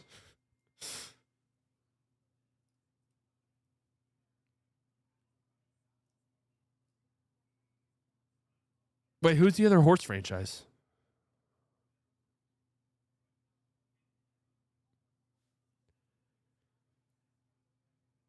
Denver? Denver's not a horse franchise. Oh, Jokic. Oh, okay. I get what you're saying. My bad. I get what you're saying. Yeah, they're an option. The Lakers are obviously an option. Grizzlies are probably not an option. I just don't feel I don't mind them. I just don't feel anything when I watch them. Rockets. I don't feel like man, I would love to be a fan of this team when I watch them. Warriors are a sneaky one. Clippers, I don't think will win. Kings, I don't think will win. Like I want to root for a team I think has a real chance of winning, right? Pistons, I love them. And they would be the one. I don't think they have a realistic chance of winning and going far. But I do love them, and I will be rooting for them hard. Pacers, again, I don't watch them. I'm like, man, I would love to be a Pacers fan. Like, meh. Bucks, I doubt it. Knicks are an option. The Knicks are an option. Celtics, there's just no world. But the Celtics might have a better argument than you might think for me. Like, I don't know. I like their crowd quite a bit. I like how loud it gets in there. Just saying. Part of me does kind of feel like, man, it is kind of good for the league when there's this big baddie and there is like a dynasty type team. Like, that's just the truth. I'm just being honest with you guys. And the Cavs are a very, very big player here. If I had to guess, I would say the top three right now. And I'm going to talk to people. I'm going to talk to fans of these teams. Like, I'm really going to feel it out. They're going to have to put a sales pitch on for me. I would say the Cavs, Thunder, and Lakers right now are the three. Just being honest with you. Those are the three. March Madness streaming? Probably not. Unless it's on playback, in which case maybe. You like how their fans are racist? No, I don't like that. You think the Celtics team are a dynasty right now? No, not right now. I mean, they got to win. So you have a big choice. Lots of viewers will follow you on the team of choice. That depends. If I go Thunder, realistically, everyone's going to be mad.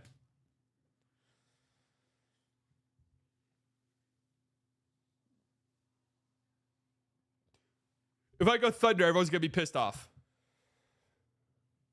Real shit, we will be mad. I know you guys will be mad. We going to the Lakers?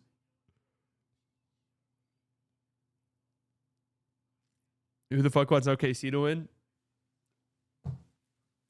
I mean, I wouldn't hate it. I would not hate it. That's all I'm saying.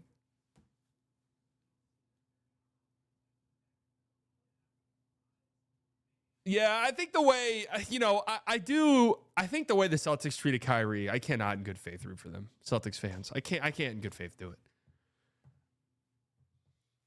Just no way. I couldn't do that.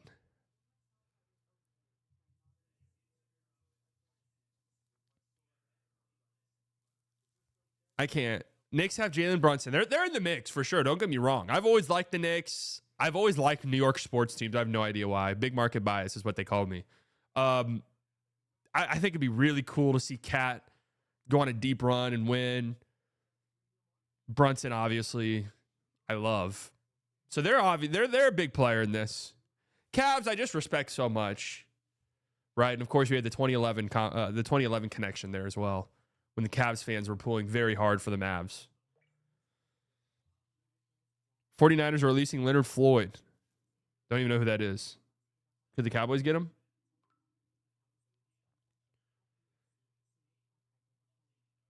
Wow. Lakers Celtics, 4.5 million viewers. Game peaked at 5.3 million viewers, was the most watched program in primetime on Saturday. The most watched regular season game in 7 years, excluding Christmas Day. Congratulations, Silver. Congratulations, Silver. You got what you wanted.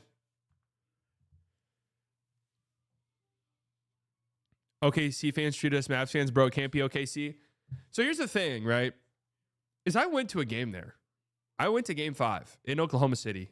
And honestly, I had a fantastic time. Their fans were incredibly nice to me.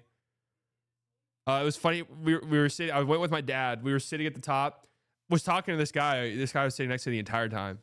Thunder fan, right? Obviously. Talking to him. We're incredibly cool. Like, after everybody, it's like, man, J-Dub's fucking tough, man. He's like, yeah, he's good. Lively Duck's like, man, Lively's so good. It's like, yeah, he's good. Like, that was how the conversation was. Really, really friendly. Then about third quarter, he goes, hey, do you have a YouTube channel? I was like, yeah. He's like, yeah, I follow you on YouTube. I was like, all right, sick. So that was fun. They were really nice. Went out afterwards. I think the game was on like a Thursday, Thursday night. I had a bunch of friends who went up to. We went out afterwards. Bricktown. Was very surprised, pleasantly surprised as to how many people were out and about. And again, everyone was super cool, man. We went to a bar. There's like a tall, like 7-foot bald Eastern European guy. Had to be a basketball player at some point. Had to be some type of basketball player. Found out that we were from Dallas and Mavs fans. Gave us free shots. Super cool. So I'll respect them for that. I will always respect them for that. Celtics fans, I will say, with game 4, where the Celtics had a chance to sweep the Mavs, I'm not joking, and I posted video evidence on my Twitter. About 80% of the section I was sitting in with my friend were Celtics fans. No bullshit. And they were bad. They were fucking annoying. I have to be honest. They were annoying as shit.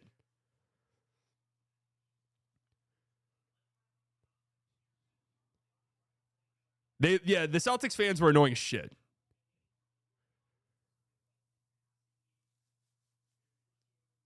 Are you going to change your name to somewhat biased after the season? Little less than slightly? No, I still think I mean, look, I'm still rooting for the Mavs, right? I'm still rooting for them. I think that a lot of people have left. I think that still leaves me able to say slightly. So, I still got that going for me. Luka carried worse to Western Conference Finals. I mean, the Lakers could make, if they're the 2 seed, they can make the conference finals, I think, for sure. That would require them to beat the Nuggets in round 2, which, well, I guess not, actually. I guess there's a world where, let's say the Lakers finish as the 2 seed and the Nuggets finish as the 4 seed.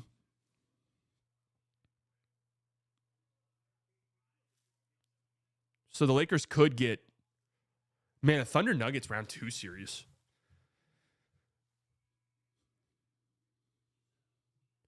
Celtics fans and numbers are bad. I sat next to one cool one during game 4 who protected me from a drunk Handsy Mavs fan. Yeah, that's important to know. It wasn't like anyone specifically was annoying. It was just the totality of them. The friend that I went with for game 4, we've been friends our whole fucking lives. Rowdy guy, right? Rowdy guy. And look, we used to be the Terror Twins together. I've gotten a little bit older. I'm not as crazy as that. He still reaches that level quite a bit.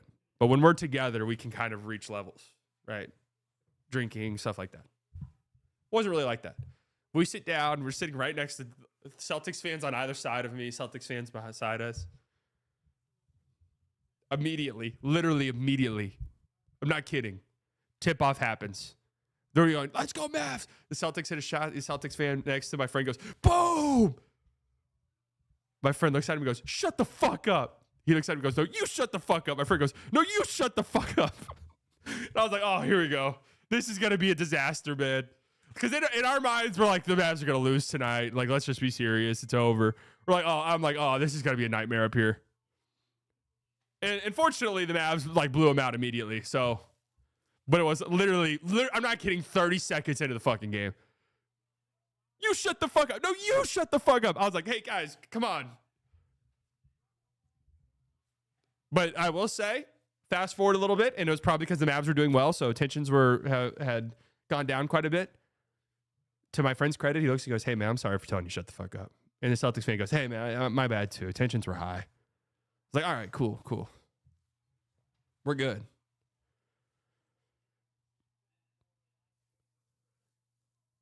So you're saying they won the one game you went to? No, I went to game 3 as well. I went to both games in Dallas, both finals games in Dallas. Do you think Luka goes back to his primes in the playoffs? No. I don't. No.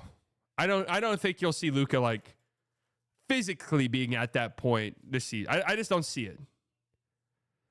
What is the source of the Celtics Lakers ratings viewership? NBA PR, I think. It got texted to me. Yeah, NBA PR.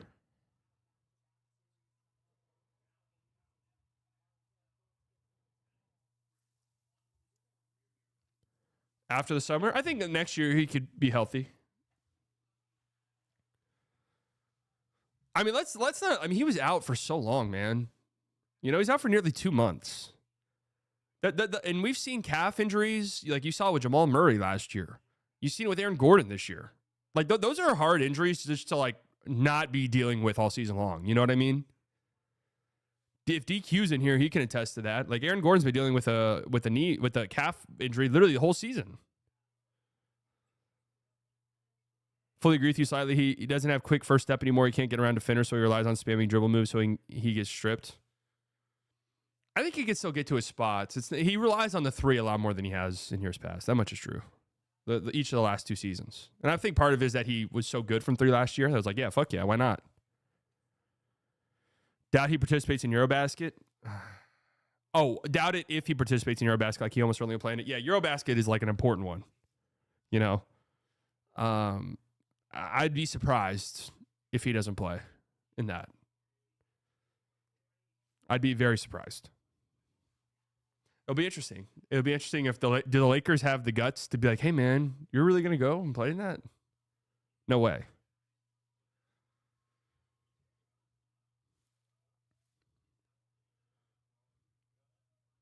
Even after the summer, hopefully he gets to 70, 80% to what he was, but it's tough. He just didn't take that proper steps to set himself up for longevity. I mean, yeah, look, man, the sheer amount of, like, lower body injuries he's had in the last year or two, calendar year, is alarming. Like, we were scared about it when he was on the Mavs. Like, we talked about it and it was concerning then. So it's not like we're just saying this now after the fact. Like, we were saying it before. We'll see. All right, that's going to be it. Lakers wouldn't ask him not to until he signs the extension. Yeah, there's no way they ask him to. He's 25, though. He has a chance. That's very true. He's 26 now, but yes. Just turned 26. All right, folks. Thank you all for tuning in. All of the OGs, you guys know I love you very much. Could have spent your Tuesday morning anywhere in the world. You decided to spend it here. Do subscribers. I promise you guys will not regret it. Donations, members, thank you guys so much. You never have to do that, but it helps me out tremendously. Makes you feel so good. You guys enjoy the rest of your day. I'll talk to you all tomorrow morning. We'll be live here again tomorrow morning. We'll dive a little bit into the NBA stuff, or the MVP stuff. We'll dive a little bit into the MVP stuff tomorrow. Thank you all for coming out. Love you all. You guys enjoy the rest of your day. I'll chat with you all later. Bye.